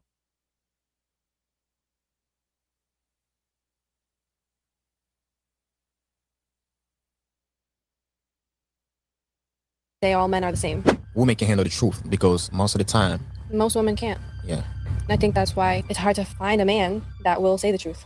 It seems like women kind of like those liars. You're right. You're not wrong. They like those liars, and they really like guys who treat them like shit. That's true, yeah. They're attractive to that. Mhm. Why do you think is that, though? You know what I learned from my own experience is that it's comfortable, and it's people tend to stay where they're comfortable. So if all a woman knows is being treated like shit or being lied to, then she's gonna stay to that. She's not. When you find a man that tells you the truth and is honest with you and does not treat you like shit, treats you how you're supposed to be, how it's normal, it's different, and they're scared of it. So they tend to go back to what's comfortable and what they know. So do you believe once a cheater, always gonna be a cheater? No. On that one, on one person, yes. If a man or a woman cheats on somebody they're with and they stay in that relationship, I do believe they're gonna cheat on them again. But if somebody say I cheated on my ex and then I get in a relationship with somebody else, I don't think that means I'm gonna cheat on that person too. The type of man you are looking for, do you know what they're looking for in a woman? So I can offer a man, I would say, respect. I can listen. I can offer. That was a good question. Got me thinking. I can be obviously I would say a shoulder to cry on. I feel like most men would be like, I don't need that. I can offer. I can cook. Can you? I can. Okay. I could cook. What do you bring to the table that you think another woman cannot bring it to a man? That makes you special. Okay. I think that, well, not I think, but I know that something I bring to the table that I feel like a lot of women don't is I care about my partner succeeding. I care about them bettering themselves. I think when a lot of women meet guys, they're like, oh, I want to meet this guy how I want the guy to be, if that makes sense. Already rich for some women, or already this. Yes, in certain aspects, yes, but I'm okay with meeting somebody and helping them get where they want to be. So I can be loyal. I can also respect somebody as long as I'm respected in return. Well, I think that women that do OnlyFans or whatever they do, for example, being a stripper, I feel like they still deserve the same respect, and you should still view that woman the same. I know to men it might sound a little crazy, but the same thing as a businesswoman, because I feel like you shouldn't judge a book by its cover. I think that women now, they feel like they're the prize because men have made it, in the past, have made it seem as though women are not important. They haven't valued a woman in the past. If you listen to old school music, or you watch old school TV, you see things that have happened in the past, women's rights and stuff like that. I think because it's been so hard to be a woman, being treated equal to a man, now women feel like, no, I'm going to be treated more than equal. I think that a woman would be single by choice if somebody does not come along that she's not interested in and meets all her expectations. But if somebody came along that was, I would say, the perfect guy, I would doubt that they would turn that down. Do you think men have more rights than women? I would like to say no, but I do believe, yeah, they do. This is the Quickie Sidebar Talk. Make sure you like, comment, and subscribe. Let's get into it. Now, we ain't doing the sidebar. Look, she said a bunch of wild stuff. I'm going to keep it 100 with y'all. She said a bunch of wild stuff. Kira said, let's go here. Classic said, I'm not questioning her. I'm going to say, all for real. That's what's up. And start putting money away because it's a wrap. Bridget said, that nice stuff only worked when y'all both in school in New Hampshire. Kira said, once a cheater, it's not always a cheater. Kira, I'm going to need you to explain that. I dropped the link. If you're available, come on up here and talk about this one. I'm going to put a star on that. Once a cheater, not always a cheater. Tell us more, Kira. No type of person finishes first always. Most people are not amazing people handling themselves well at all times. This nice guy, non-nice guy crap is ridiculous. Hey, tell me more, McKinnon. I want to hear more about it. If the dichotomy is changing, let me know. So I have a request to be made from the family, because they want to let y'all know that she don't just prank him and he pranks her back. And I think this is probably the best one, in my opinion. Core drugs. I'm really about to make her mad with this one, though. Trust me. And so I don't know how I'm gonna play it off yet, but I'm gonna play it off real good to the point where she's just gonna start thinking like, "Oh, I don't know who I'm with. I'm with some drug abuser," and all the crazy stuff. But we're gonna see what's up. All right, so I'm just about to get this set up right now. Cocaine out, especially stuff you gotta do with this kind of things. You feel me? I'm gonna make her believe that this is where it's at. Right now, just let her walk out and see me doing this. Said this prank, she probably want to leave me. You feel me? But hey, it's all fun and games right now. So I got this receipt right here. I know she's gonna be like, what is this? Like, what you gonna use this long thing right here to sniff all the way up to your nose? This thing got a whole mile to travel. Better. Yeah, this should be a lot better. I hope because I gotta really play this off. I hope I don't sniff none of this sugar up for real. You feel me? This is exactly how it's gonna look. So yeah, so now all we're gonna do is just wait for her to come out. I'll be messing around. What's up, baby? What? I got something good. What are you doing? What do you mean? What are you doing? What do you mean? Don't you see this? What? Xandon, you don't do this. We do not do this. No, this is something for us. I'm just. No, that is not for us. Like, why are you even doing this? I'm saying this is something. Xandon, are you trying to die? What are you talking about? How would I die? You're trying to kill yourself? No, if you sit back and you. I'm not. You're not doing this. Look, if you sit back and watch. Okay, maybe you you'll get can a go new. to jail. Why would we go to jail? Kill yourself all you want. Why would we go to jail? And why are you even recording yourself doing this? It's for the fans. Right? Xandon, It's for the fans. What are you talking about? I got something for you too. This is not all for me. We're about to be done. This is what you think you're about to be doing with me. I got some for both of us, not just me. I'm not stingy. Xandon, I am not doing that. I'm not stingy. You are not about to do this either. I'm about to do it. Xandon, stop. Stop. What are you doing? Watch. Xandon, move. stop. We're definitely gonna be over. Why? Xandon, like, look, this is. I got it from the real plug. Xandon, what are you doing? What? I got it. Get rid of this. Go flush it down the toilet. Do you know how much this costs? Yes. It's going to be gone by today. Xandon, Trust get me. rid of this. No, we need Get some of rid of this. This is our new life. No. This is what's going to change. This is going to change everything we ever thought about in the way of thinking. Xandon, I don't have time. This told me when you sniff this stuff up, you feel like Superman. Xandon, do you want to feel like Superman? Do you want me to put you 6 feet under? Stupid. That's you sniff this kind of stuff. Let go of me. It goes straight to the brain. Yeah, that's why you're talking like you're stupid right now. What you mean? I'm just saying. Can I do one line and show you? No, like let what? me just show you. Xandon, Stop trying to hit me. Get rid of this right now. Okay. So. Like, I don't mean sniffing. No, it. I'm not sniffing it up. I have to put this stuff back in the bag. No, you don't. We can get our money back. Do this. What are you doing? What are you doing? Move. No. What are you doing? Move. Play with the cocaine. No. What are you doing? Get rid. I will put it in the grass. What are you doing? Do you know how much money that is? What are you doing? It's nothing. Xandon, why would you do that? You're not about to waste all my money. Like now we have to take you to the fucking hospital. No, Xandon. I'll be okay. Like why would you do that? I'm gonna be okay. Oh man, it shoots right to the brain. What is Like going on? I have no pity for you. You're fucking stupid. What is going on? I feel you there, classic. I can't do the pranks either. Xandon, stop playing around. Like, are you supposed to be playing dead right now? You're doing a horrible job, so get up. Xandon, you got to be joking me right now. Nah, I am playing with you though. It's a little prank. This is not real cocaine. The white girl. This is sugar. So Wow. Xandon, why you flinch yeah. like It's that? not funny, Xandon. I believe it was. You feel me? You ain't gonna touch my neck no more. You was hitting me all in my head. And my Because face. I don't want you doing drugs. You don't want me doing drugs? Yes. Why not? So I'm just that's playing. me caring about I'm you. just I playing have with to you. hit it out of you. What, you gonna beat the drugs out of me? Yeah. Guys, girls, do not do this to your boyfriend or girlfriend. I think it's the perfect thing to do. If they get on your nerves a lot and they always nagging, this is the perfect thing to get them back with. It And made I know- me beat you up. I know how against drugs she is, so you feel me? This is perfect. What will I come up with next? That was rude. What? Just coming up. That was just very rude. Said, what would I come up with next? Y'all give Xandon and Noe a follow. They trying to change their lives and stop pranking each other all day. Let's catch up with these comments. Kira said, I can definitely explain. Yeah, Kira. I mean, I dropped the link in the chat. You can come up if you want to. I got like 10 minutes left. Come on up here. Yeah, come on up here, Kira. Too tight said, I done seen some master simps of screw that nice stuff. Better assert your respect and dominance. This is the animal kingdom over here. Classic said, B done pranked me right out of this marriage. I'm cool. I don't play that much. Black Queens forever. By the way, I didn't see the link. I'll get to you right now. Here you go.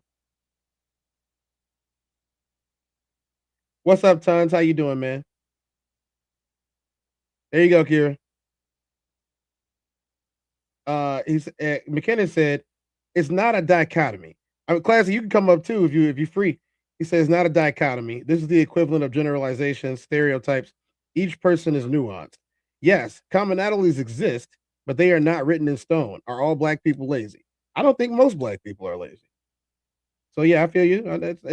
It's not a thing. We said McKinnon, what? No, that goddamn it, Tons t-shirt. No, classic, classic with the strong arm. Yeah, I'm waiting on Kira. We done with Xander and Noe for now. They got a whole lot of videos and a whole lot of subscribers. So Xander and Noe, go ahead and do your thing. You know, y'all need to get back on it. You know what I'm saying? Shout out to them for what is it? How long has it been? They've been together. They've been together for like almost 20 years. That's a long time to almost be together for that long. Married and shit. You know what I'm saying? Y'all been doing y'all thing. Y'all been doing y'all thing. All power to the lovely couples. Y'all stop putting y'all hands on each other though. That's even for TV. Even for TV. They gonna misconstrue that one day. You know what I'm saying? You don't need that. Come on, Kira. We waiting on you. In the meantime, while we wait on Kira, I'm gonna play a video for you guys. Kira's here. Kira is in the building. Okay, let's go. Hey, Tez. What's up, Kira? How you doing? What's going on? What's going on? Not too much. How you feeling, Kira? Great. So, really quick to touch on this topic. This is just a theory. What I've seen in past experiences with, you know, relationships that I've seen. Men and women obviously date for two completely different, or cheat, excuse me, for two completely different reasons. So what I've seen in the past is that men typically cheat whenever the opportunity like if an opportunity and time presents itself, right? And a woman typically cheat because she's emotionally invested or not emotionally invested, right?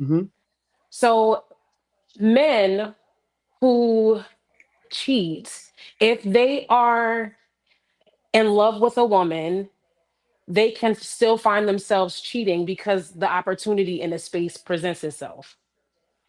But if a man is disciplined, he won't. If a woman is emotionally and mentally checked out, then there's no hope. I hope I'm making sense. So what you're saying is cheating is based on the emotions. No, for a woman, the cheating is based off of emotions. Most men typically cheat because the opportunity presents itself. And they either make the decision to cheat or not to cheat. A woman is emotionally invested in cheating. So for a man can start and stop cheating whenever he feels like it because there's no emotional connection there. A woman, once she cheats, then it's pretty much over with. So for a man in the situation, I believe that a man he can stop cheating if if he wants to create an environment with the wife or with his woman, he can stop. But a woman, I don't know. So I guess it's like one of those double standards. So the question that I'm trying to get the answer to, if a woman cheats, she is cheating for what? Because a woman typically cheats whenever she's kind of like checked out of whatever situation she's in. So it's more of an emotional cheating. So I should have been a little bit more clear with my comment. Men, once a cheater is not always a cheater in terms of that relationship. But a woman, once a woman has cheated, it's over with. The relationship is over. I don't believe there's. So you're saying there's no saving a relationship if a woman cheats? No, it's over. It's over. I've said that for years, and everybody shouted me down. No, it's over. It's over with. If a woman cheats on her man, it's over. Okay, real quick from Xanon and Noe, we got a message that said, "Thank y'all. We appreciate everything y'all said. We are moving in a different direction, but we would love for y'all to stay along." So they said they're done with pranks. They said they are done with pranks. Their new future direction in their marriage and in their life is to no longer do prank videos. So, so I think that you might have influenced them a little bit here. I mean, so do you think that a relationship can stay if a man cheats? Absolutely. Mhm. Tell me more about that. I mean, the man will have to put in a lot of work. I mean, a lot of women experience cheating within their relationship from the man. Probably more than what women would probably want to admit. I hate to say it's a social norm, but I feel like in this day and age, I think that a lot of women, if not all women, have experienced being cheated on So, okay, to so some degree. To some degree. let me see if I can bring all of this together and try to bring it home. And if I Mhm. say something that is outside of what you were trying to say, please don't hesitate to stop me. Sure. The perspective that I am getting from you, and this is the way that I'm taking it, Mhm. is that a woman will, once she reaches the point of cheating, she no longer wishes to be in a relationship with the man that she cheated on. And No, that it is I wouldn't necessarily say that because women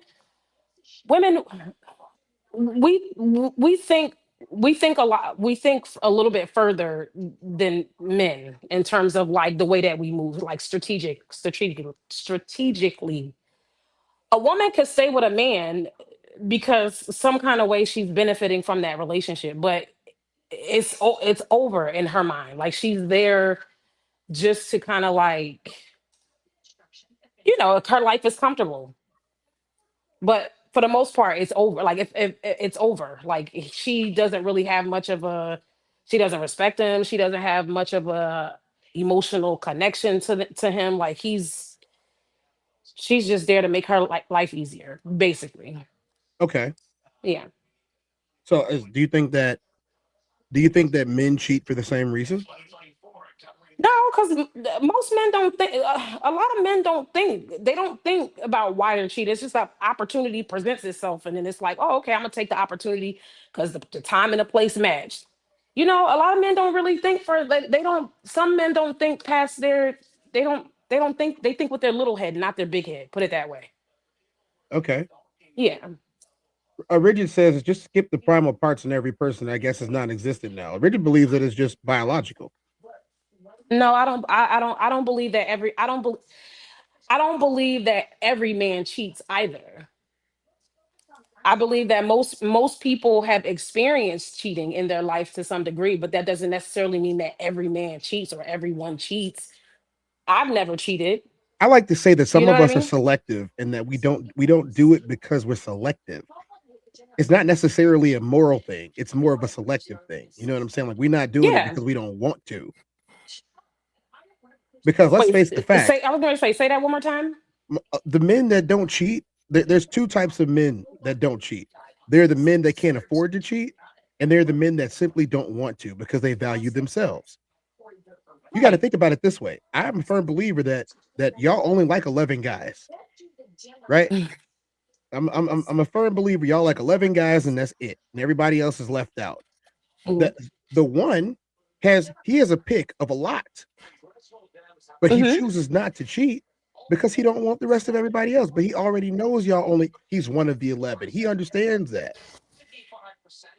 So Right. it's the same thing for a woman that says, I don't cheat. Well, you got guys in your inbox all day. She could say that she doesn't cheat. It might be the same way for, I don't know, Rodney. Everybody likes Rodney until they don't, right? True. Yeah. Mama liked Rodney, right? Mama used to cook for Rodney. Rodney sent text messages. How your mama doing? I miss her cooking. Don't Yeah, be but laughing, Kira. but just because, but like you said, I think that I don't believe that everybody has a desired. No, Kira. No, Come Kira. on now, dog. Come on, man. Kira, you just glitched. You glitched live on the TezDown. I think we might have had the third TezDown glitch ever. And it just happened to you. Oh my gosh, she took me out. Where did that come from, Kira? On her, you gotta if you can hear me, you gotta reload it once that happens. Yeah, there we go. She back in here. Yeah, I'm sorry. I got a call. You all good? You all good? Kira? Yeah, well, I'm sorry. I missed that last You part. Go ahead. definitely glitched. You're gonna have to go ahead and talk about that glitch, Kira. No. Okay, so I had a call come in. Go No, repeat what you were saying. before that, I said so. Rodney will call and be like, or text and be like, tell your mama I said hi, I miss her cooking. And you glitched out? No. I don't know what it is for anybody else. I don't get those kind of DMs. So I can't speak on that. I don't know. I don't put myself in those positions to even receive those kind of DMs. You know what I mean? So I wouldn't even say that. I will say that you're not putting yourself in the position to do that, as well as probably having your DMs turned off to anybody that doesn't follow you or people that you follow. There's ways to make sure people don't talk to you. There is. I use a lot of them. So I understand. I don't from me being like a personal standpoint, I don't have any of those. I don't have any of that. So anybody can DM me, anybody can message me, anybody can do any of that. Like I don't get those kind of DMs. But in the same breath, what's up, Miss Kira? Hey, what's up? What's up? Bridget had a question. He said, I'm saying we just can't exclude the animal in us, the right situation. If they'll take half of everything respectfully, women will cheat even randomly. Is that you don't think so? I don't believe that women will I don't believe that all women will take half of everything. I don't. Like if God forbid something was to happen in my situation, I'm leaving with the drawers that I have on. I don't want shit. I'm out of here. Like so even the notion of like all women just want to take half or all I don't believe that. I feel like a lot of women are built up a lot of their situations. I believe that a lot of women are strong and sufficient without having to take half of a man's whatever. But yeah, so I don't necessarily believe it. I think there's a bunch of women that don't want anything. Yeah, that's what I'm saying. That's why I don't believe in a prenup. I think the prenup taints the marriage before you even get started. If you date your wage, if you date your wage, what are we prenuping? If a man was to if my husband was to come to me with a prenup before we got married, I would have started laughing at him. You would have laughed at the man? Yeah. Are you kidding me? Come on now, dog. Yeah. Like a prenup? Are you serious? You would have hit him with the laugh in his face? A smooth laugh, and I would have just been like, "All right, you got it." Like, what are we talking about here? You would have hit him with the Jordan? Listen, I would have probably started cracking up. All right. Yeah, look, like most of these things don't end the way that you're talking about. From what I have seen, most of them end just like this. Baby mama versus deadbeat daddy. That's how. Yeah, I don't know the type of situations that you see, but I feel like a lot of the women that I've seen. Kira, I see it all. Yeah, but the internet's not a real place, Tez. Come on now, you know it's a lot of foolishness on the internet, bro. Like that. I'm kind of disgusted how social media has came in and like destroyed these relationships. Like, tell me about it. No, I mean really, tell me more about it.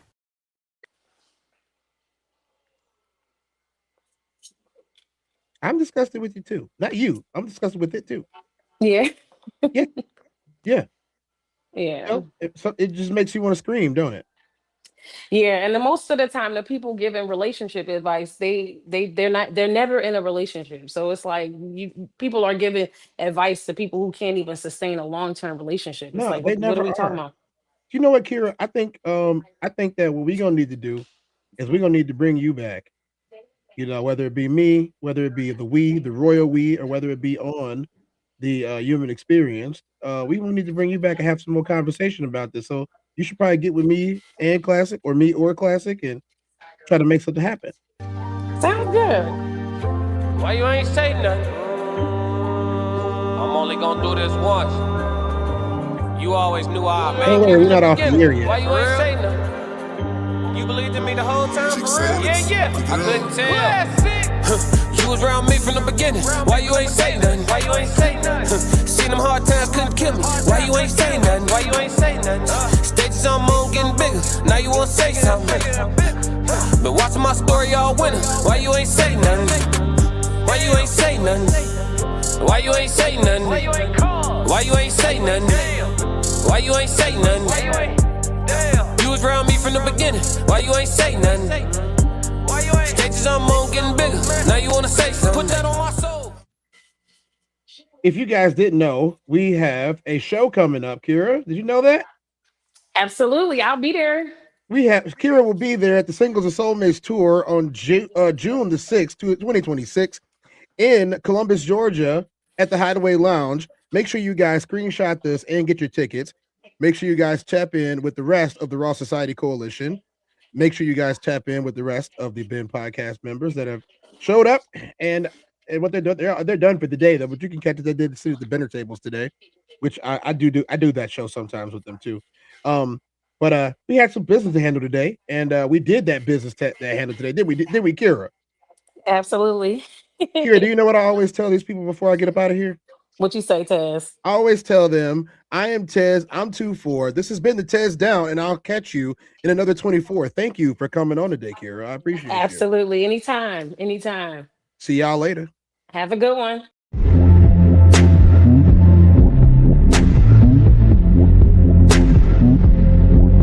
I'm the Tez.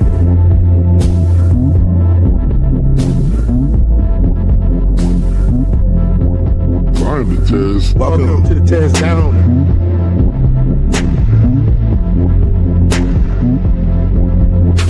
Welcome. I'm the Tez.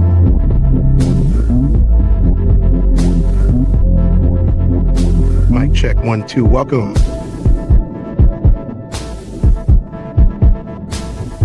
Welcome to the TezDown. Party time.